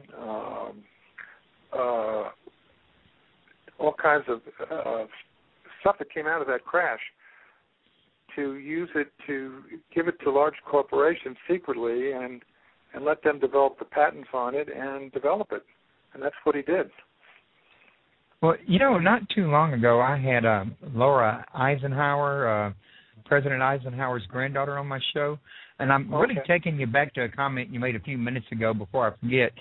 And she was also saying that not only do they have a colony they started on the moon, but they have one on the Mars as well. Now, as far as the Martian colony goes, my understanding of that, according to my conversations with Bob Dean, I have a whole chapter on Bob Dean, by the way. It's called A Soldier Story in the book. According to Bob Dean, the city under the surface of Mars is the size of Chicago.